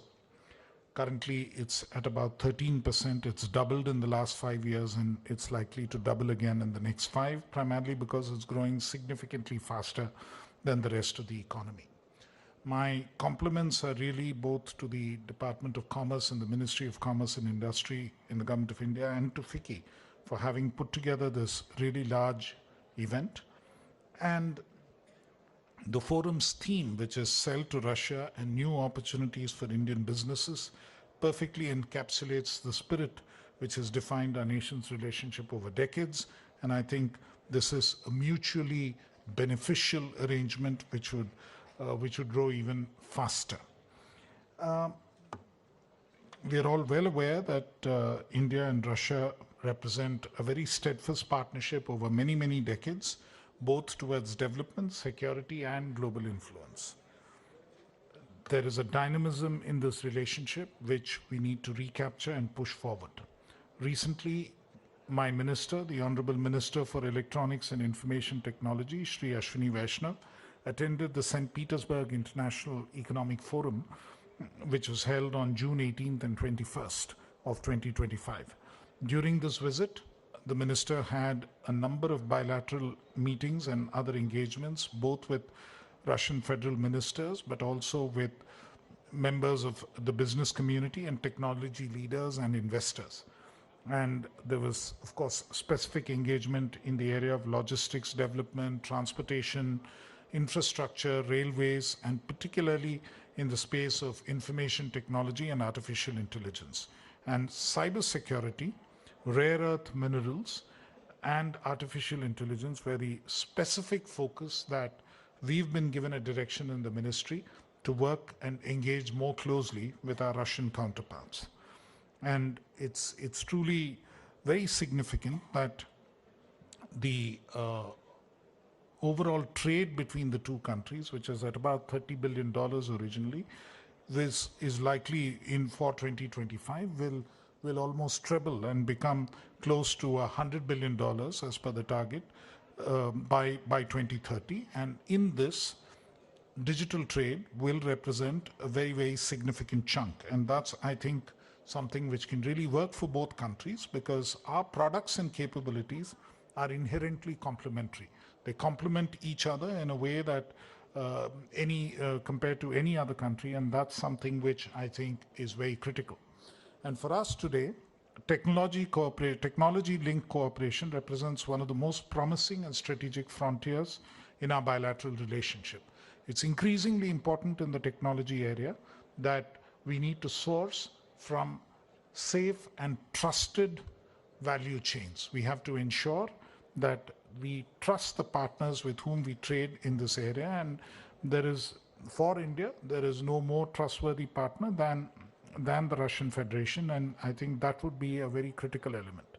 Likewise, India's digital transformation over the past decade has been quite revolutionary, and the Digital India Initiative has created the world's largest digital public infrastructure ecosystem, which could serve as a base on which we can also collaborate. It can be a give and take relationship. And in all of this, particularly as digital public infrastructure grows and as artificial intelligence becomes more important, the critical domain of cybersecurity becomes very, very crucial. And we are well aware that in the cybersecurity realm, Russian companies certainly have a lot of technology and depth, and this is a space where they can certainly help us and contribute to building more robust systems in India as well. I think that is where building more secure, more robust systems in India and elsewhere in the world is something that we can collaborate on and build together. AI, artificial intelligence, represents another area of immense potential and strategic significance. My previous speaker did allude to this when she spoke. And India's AI mission and Russia's national AI strategy share certain common objectives of harnessing AI for societal and economic benefit and ensuring that there are appropriate ethical safeguards. I think that's a crucial commonality that we have, and clearly we need to encourage more joint research initiatives, technology transfers, and co-development of AI applications which can position our countries on the forefront of the fourth industrial revolution. And this is clearly also an area where startups from both countries can collaborate more closely. Likewise, in the rare earth minerals sector, special attention is required as part of the partnership dialogue. As the world transitions towards clean energy and advanced electronics, the demand for rare earth elements critical for electronics, renewable energy systems, and defense applications will grow exponentially. Russia's abundant reserves, combined with India's manufacturing capabilities and growing technological prowess, create perfect synergies for collaboration, and I think this would be something which we can work on in a significant way together. And in all of this technology space, I think we are rapidly building our technology base and also presence in advanced technology areas, specifically semiconductors. Electronic manufacturing ecosystem has seen some huge developments in India in the last 5 to 6 years.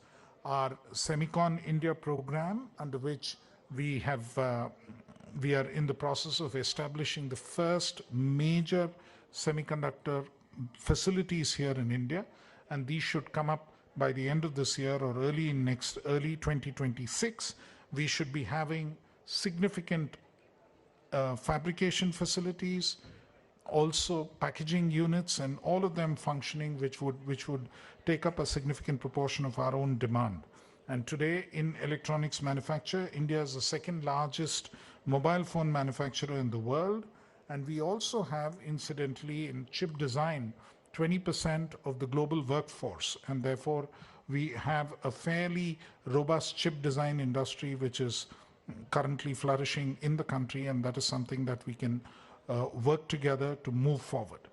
To the Russian businesses that are represented here today, I extend a warm invitation to explore emerging India, explore the emerging opportunities in India, and also look to see how you can collaborate with us to innovate together and ensure that there is dynamic growth on both sides.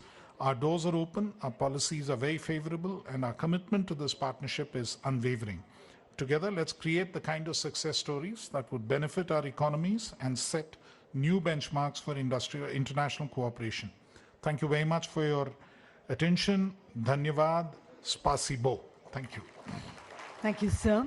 And as we close the proceedings of this session, may I request our dignitaries to kindly come together in the front for a group photograph.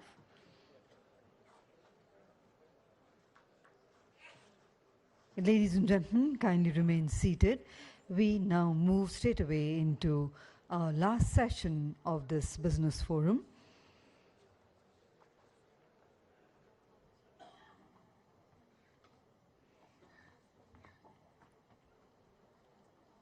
All those who would like to take leave, may I once again request to kindly leave the headsets behind on the chairs.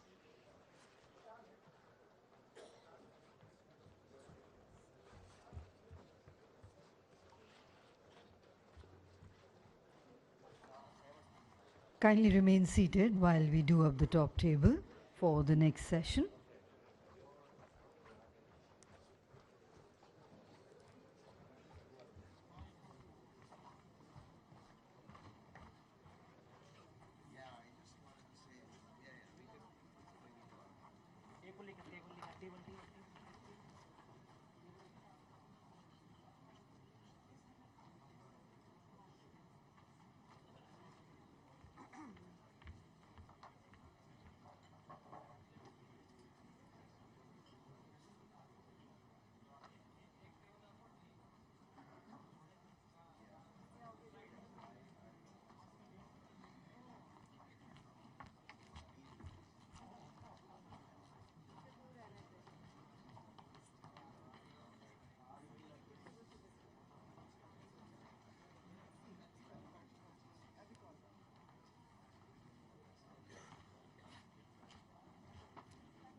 Ladies and gentlemen, requesting everyone to kindly be seated.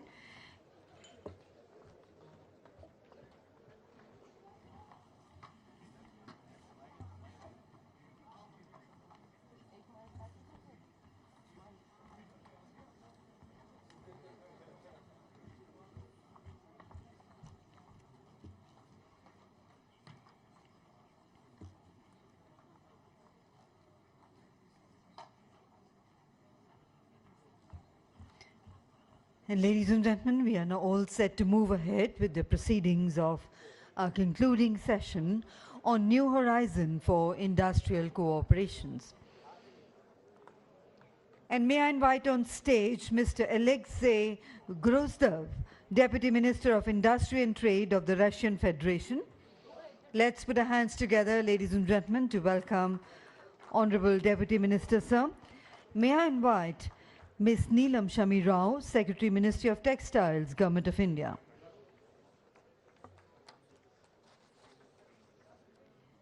And I invite our eminent Russian speakers, Mr.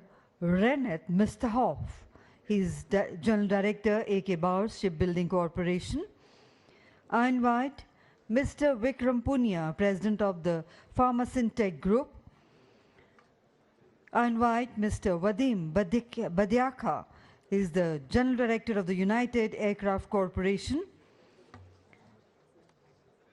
I invite Mr. Kirill Lipa, General Director of Transmesh Holding, and Mr. Sergei Gromak, Vice President for External Affairs and Shareholder Relations at AFTOVAZ.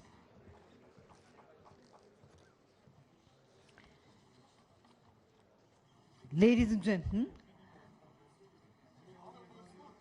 kind attention for those people who are standing in the front. All our participants, members of the press and media are requested not to block the stage.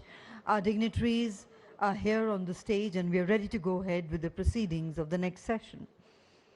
So ladies and gentlemen, as we gather to explore the new horizons in India-Russia industrial cooperations, it is now privileged to invite Ms. Neelam Shami Rao, Secretary, Ministry of Textiles, Government of India, driving transformative initiatives in India's textile and apparel ecosystem, and has been pivotal in fostering innovation, enhancing global competitiveness, and strengthening India's position as a key player in the international textile value chain.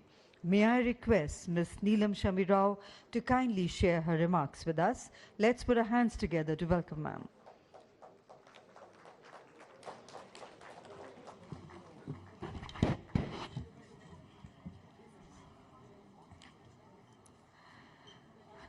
Distinguished delegates on the dais, industry friends out there. In fact, it's quite a gathering for the evening and such a show. And I'm really grateful that India-Russia Business Forum has put this together, and particularly talking about the new horizons for industrial cooperation. And indeed, it's a privilege to address the distinguished gathering.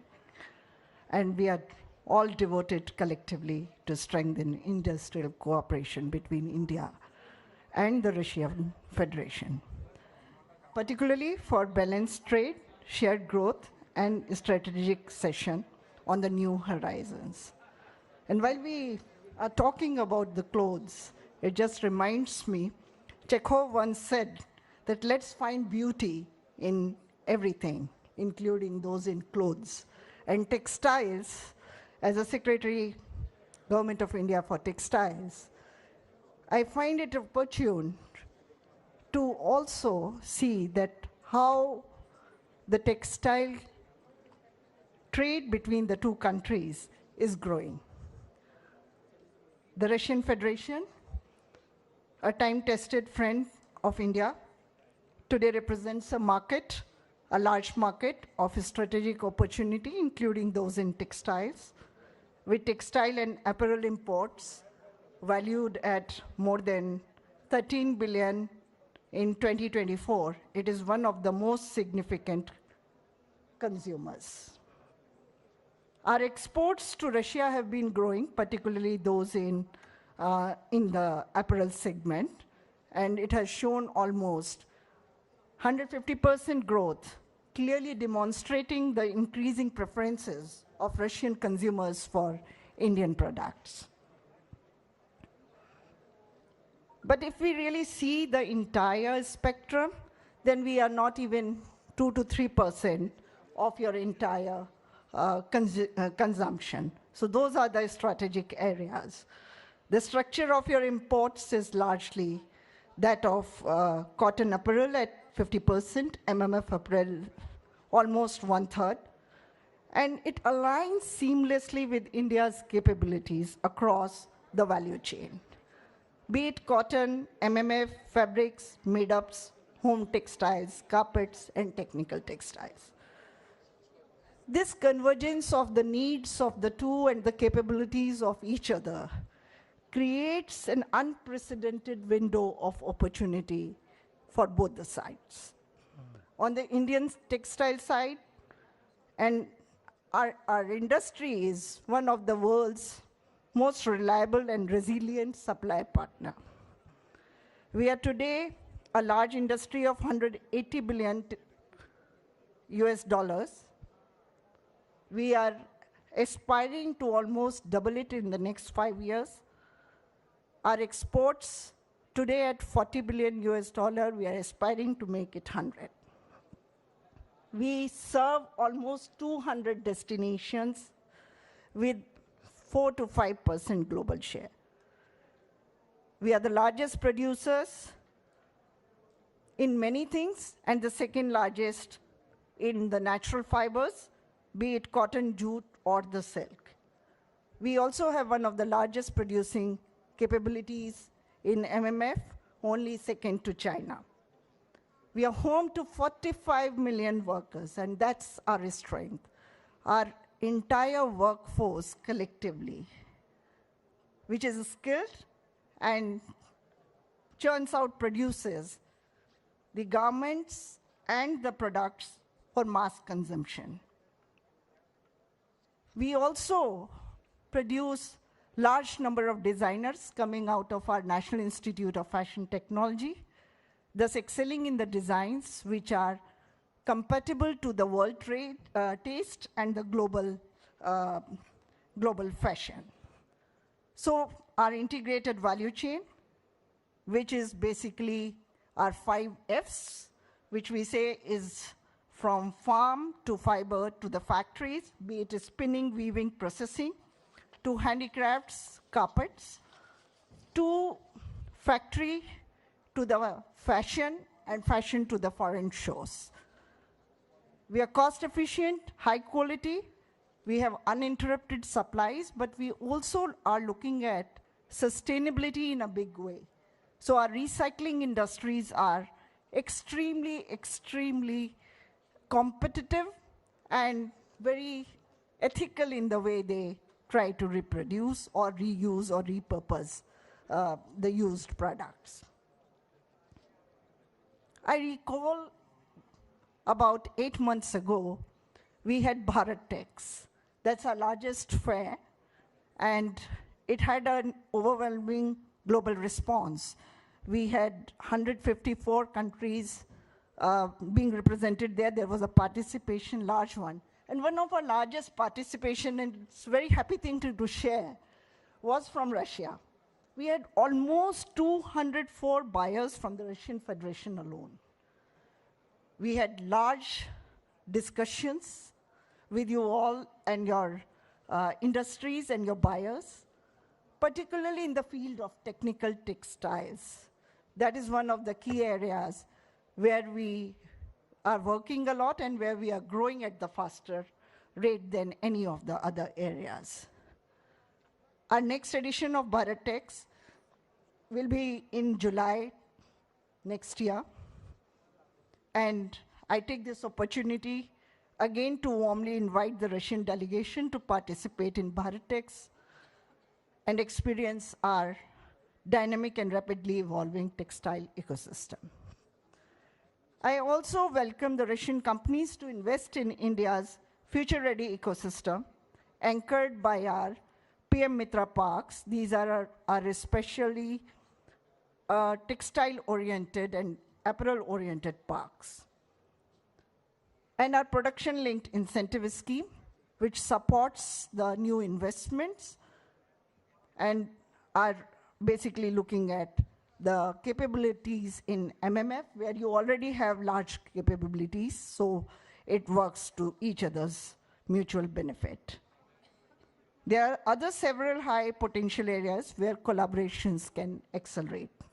Co-creation of advanced material and technical textiles, considering that you have strong competencies and capabilities in the technical textiles, particularly the glass fibers and other high-tech products, and the products of strategic needs.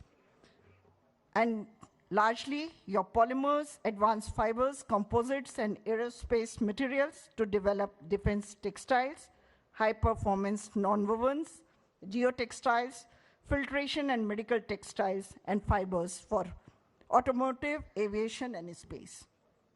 The joint research and development, testing and design centers, bringing together Indian and Russian institutions to collaborate on new fibers, sustainable materials, next generation blends, and product innovation tailored for each other's markets.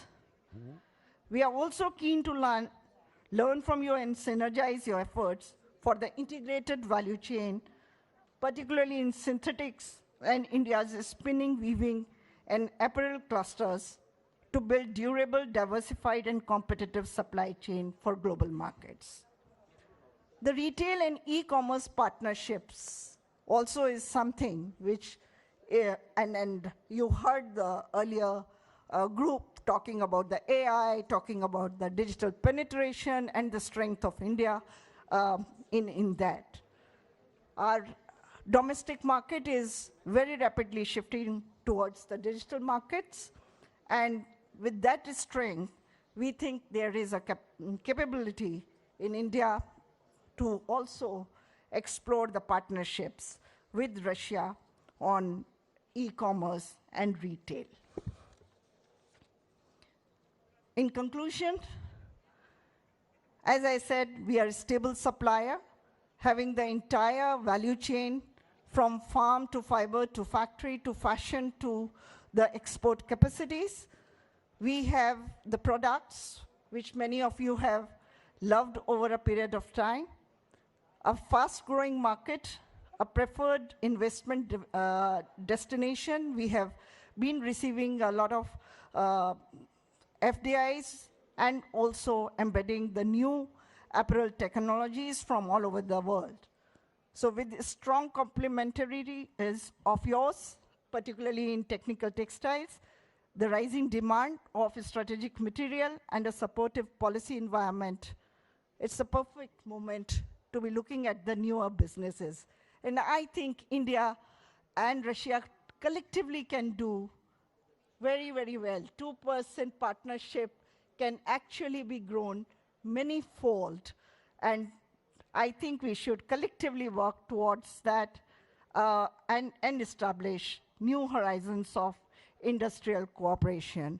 Again, I take this opportunity to compliment the two countries and their shared repository of India-Russia Business Forum to have put this together and to see that we together clothe the entire world. So thank you all. Dhanyawad. Thank you very much indeed, ma'am, for that insightful address. And now, ladies and gentlemen, we come to an important address from a distinguished leader who has played a pivotal role in advancing the industrial cooperation and trade relations between India and the Russian Federation. It is now my honor to invite Ms. Alexei Gazdov, Deputy Minister of Industry and Trade of the Russian Federation, to kindly deliver his speech. Let's put our hands together, ladies and gentlemen, to welcome the Honorable Minister. Very good evening to everyone. I have no doubt that Russian speaking English in this auditorium do not sound as inspiring as Indian speaking Russian, but since we have been running this forum for almost 3.5 hours already, I believe I'll stick to English in order to at least save some time for translation.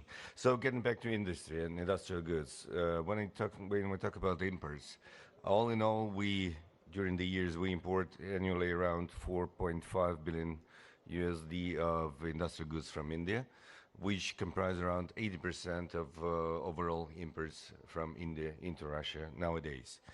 Of course, the potential is very high, and today the cross-sectoral discussions outlined the priority sectors. According to my ministry, what we see, of course, one of the potential points of growth is chemical industry, which is divided into several parts. One is mineral fertilizers. When we go about industrial cooperation, not supplies to India, but potential for developing industrial cooperation in Russia. Then it is pharmaceuticals, medical equipment, but there's been a separate session where you explored the opportunities of deliveries to Russia. We still have strong demand and see good potential in importing different ingredients for the drugs for pharmacies from India, and also special pharmaceutical substances. So today, I believe another insight will be shared about the plans to arrange production of active substances in Russia with the participation, investment, and technology transfer from India. So another point that we really see good potential in increasing imports is machinery. And machinery is quite a diversified industry. To name one is, of course, the automobile industry, but we are ready to focus more on different types of auto components, because when we talk about automobile, passenger cars, we're quite sufficient in our producing capacity right away. So the main focus would be electronic components and other spare parts that we are ready for different types of partnerships. Civil aviation and shipbuilding industries are another two that might provide strong demand in different types of industrial goods, components, and industrial equipment. And finally is railway stock industry, and this is we see a two-way road of cooperation. We are here to provide our experience and technologies in terms of developing railway infrastructure in India, including the wagons and locomotives. And at the same time, we are ready to explore opportunities to integrate Indian producers into our value-added chain. So we strongly believe that this direction might be another point of growth in our bilateral cooperation. And textiles been mentioned already. I would not cover all the issues that have been raised, but another point is in raw materials for developing textile industry in Russia. And we still see demand from our producers for different types of polyester, polyamide fibers, and ready to talk to the captains of the business in Russia and to increase the imports and enrage co-production in Russia as well. Of course, by naming all these directions, we do clearly understand that goodwill is not enough to turn it into big figures. We need to come across some challenges, current challenges in settlements, in logistics, in getting to know each other better. But another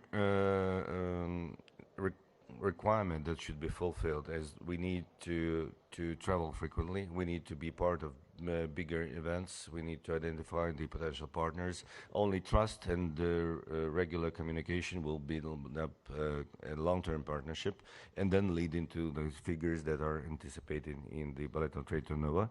Thus, by ending now my report, I would also strongly recommend for Indian entrepreneurs to be frequent guests to Russia, to see with your own eyes what the potential is, what the demand is.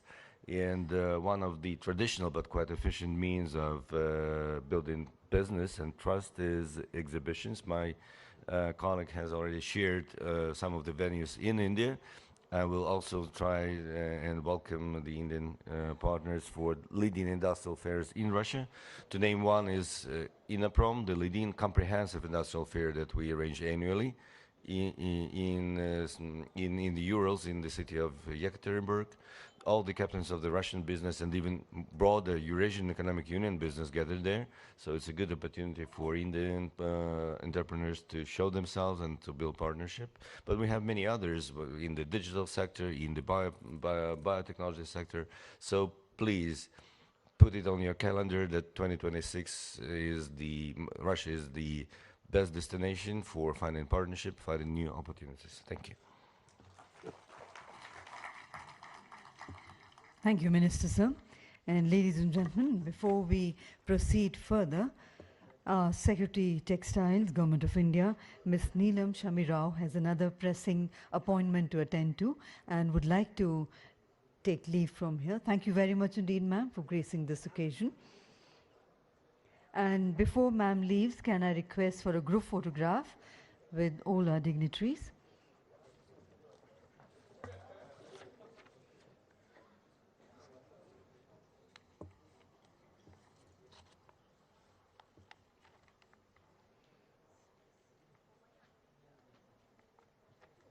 Thank you. I request everyone to kindly take their seats while ma'am departs. So, ladies and gentlemen, we now move to a series of comments from distinguished leaders representing some of Russia's most prominent industrial sectors. Their perspectives will further illuminate opportunities for deeper collaborations and technological partnerships between our two nations. To begin, we invite Mr. Kirill Lipa, General Director of Transmash Holding, to deliver his remarks.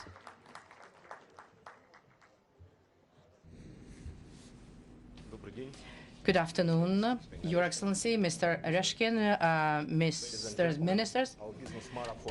Is coming to the end. So first of all, hallelujah to everybody who is still with us, strong enough. Thank you very much.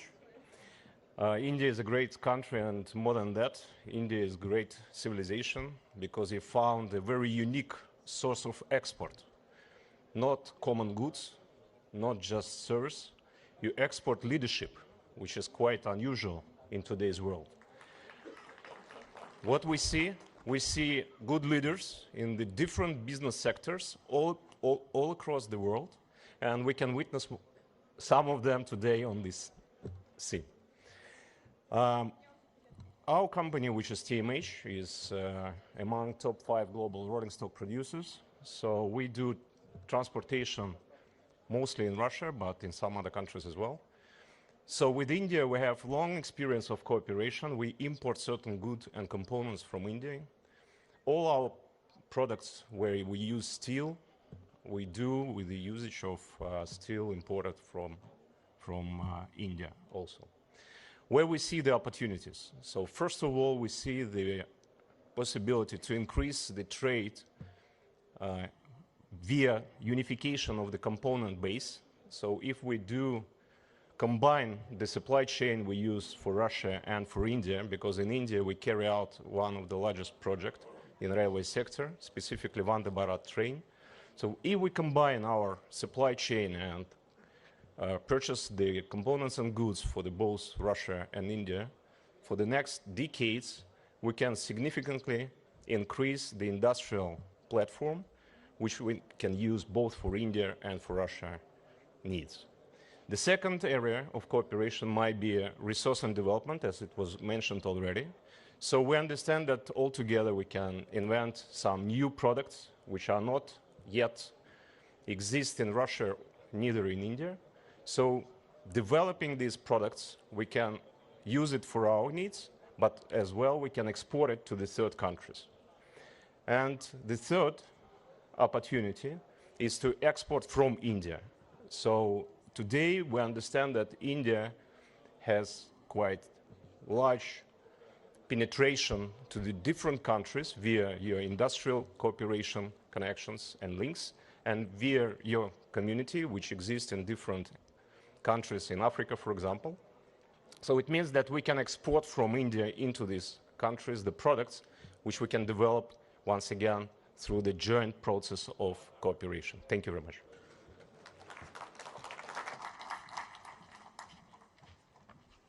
Thank you very much indeed, sir. And we now request Mr. Vikram Punia, President of the Pharma-Syntech Group, to kindly offer his insights.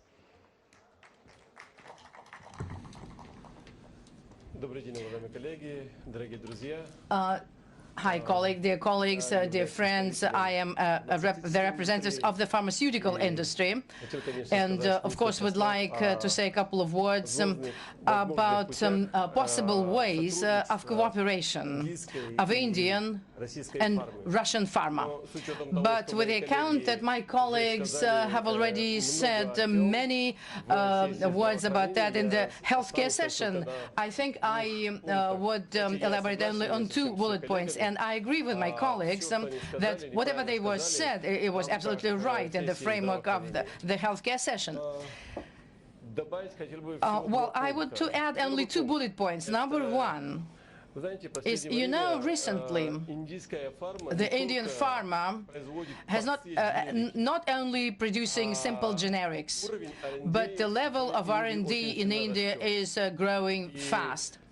And with the account of this growth, the Indian pharmaceutical companies started to produce very complicated, of the recent generations, pharmaceuticals. And we, in this respect, cooperating with Indian companies, and Indian companies, well, it's very beneficial to cooperate with us as big Russian pharmaceutical companies, because they don't need to create new infrastructure to implement their pharmaceuticals into the Russian markets. Well, an example. So far, while we're in this forum with you, one of the leading Indian farm companies is with its team located in one of our Urals factories to transfer the technology of production of the most complicated pharmaceuticals, and that's certainly a very good example of our cooperation. And dear colleagues, the second bullet point I would like to dwell upon is, needless to say, production of active pharmaceutical substances in Russia. To be quite candid, I would say that Russian farm companies lack competences and lack staff and personnel in farm substances production. And vice versa, the Indian farm companies have great competences in the area.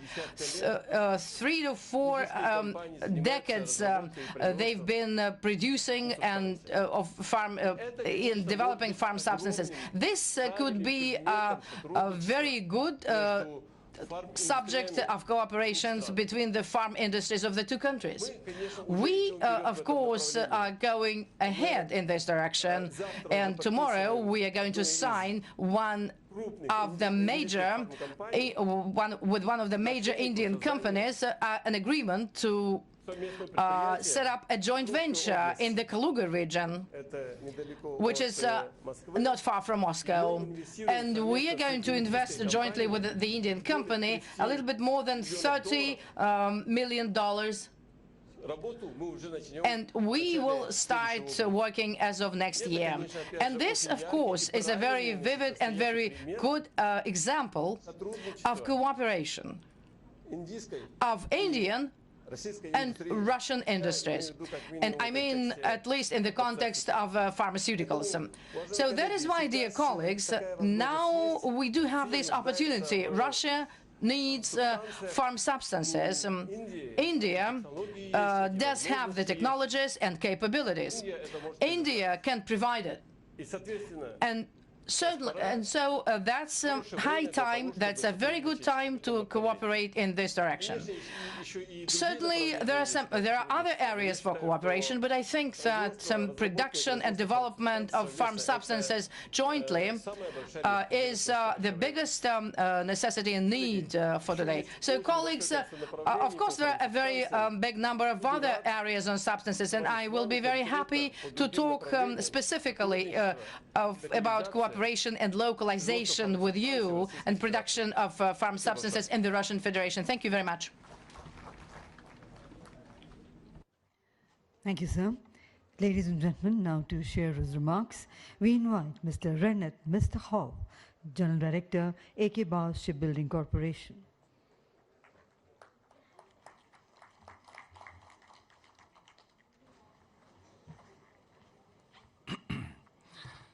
Good afternoon, dear participants of the session of our today's forum. I would like to say a couple of words about us. Akbars is one of the biggest multi-core inter-industrial holdings of Russia, and currently, of course, the main area of the business is shipbuilding. The company has more than 20 companies that operate in different areas I'm going to talk about. One of the leading is our corporation, is Zelenodolsky Shipbuilding Company, is one of the biggest companies operating more than 130 years, and this year exactly they will have an anniversary. The main area is design, maintenance, machine building, and metallurgy. All those things present well operating technology, but of course it requires interaction and further development. Our companies have many years of construction of different types of vehicles, and we are doing from 30 to 300 meters long, and construction and design, and we can design even aircraft carriers. And more than 900 vessels have been constructed by our company. We are ready for partnerships with Indian companies, very much interested in it, because there are elements of interaction in spare parts and transfer and exchange of technologies, and lack of human resources to operate and work in the companies. And the experience we had from India and Asia and Vietnam and other Asian countries in purchases allows us to find mutually beneficial solutions to work together.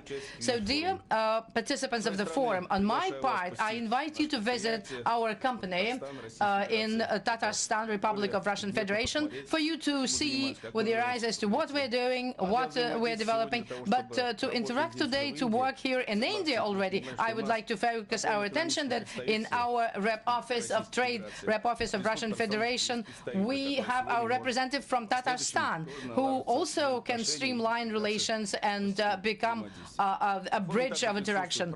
Also, we have the government of Republic of Tatarstan, with whom we also could discuss some other areas of development. Thank you very much for the attention.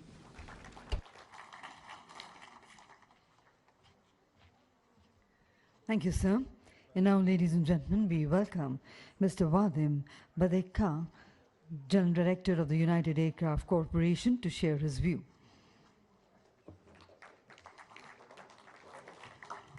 So, dear ladies and gentlemen, good evening.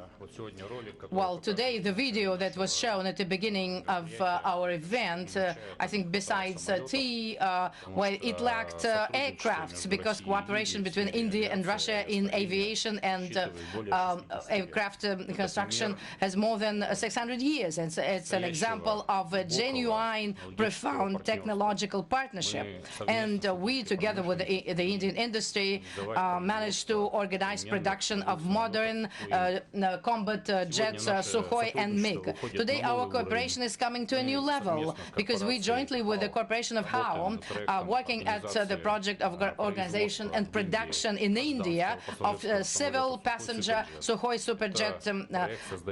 This project will create for the Indian and Russian industries new opportunities. And I'm sure you're aware that one job in aviation creates more than nine jobs in neighboring industries. Huge advantage of our jets and aircraft is that they are fully produced in Russia, and the depth of our partnership depends only on Russia and India. More than 10,000 companies in Russia are involved in production of civil aircrafts, including small and private companies. And I would like to say here that today, working at the organization of production of Sukhoi Superjet in India, together with HAO Corporation, our objective is not only to master production of components and systems of our jets in India and territory, and I'm sure the Indian industry will cope with it, and radio electronics and processing industry and metallurgy. But also our goal is for the Indian companies which will be producing those components and elements, including an opportunity to provide it to the Russian conveyor belt. This is an opportunity to expand our cooperation and reduce the costs of our aircrafts, and thus to create indeed a new level of interaction, a mutually beneficial aviation aircraft industry. Thank you very much, and wish all of us a very good and productive work here. Thank you. Thank you, sir. And finally, may we request Mr. Sergei Gromak, Vice President for External Affairs and Shareholder Relations at AvtoVAZ, to kindly share his perspective. Good evening. Good evening. It seems that today I'm the last speaker, so I'm the last barrier standing between you and the evening party. That's why I will try to be short, not to stay finally alone here.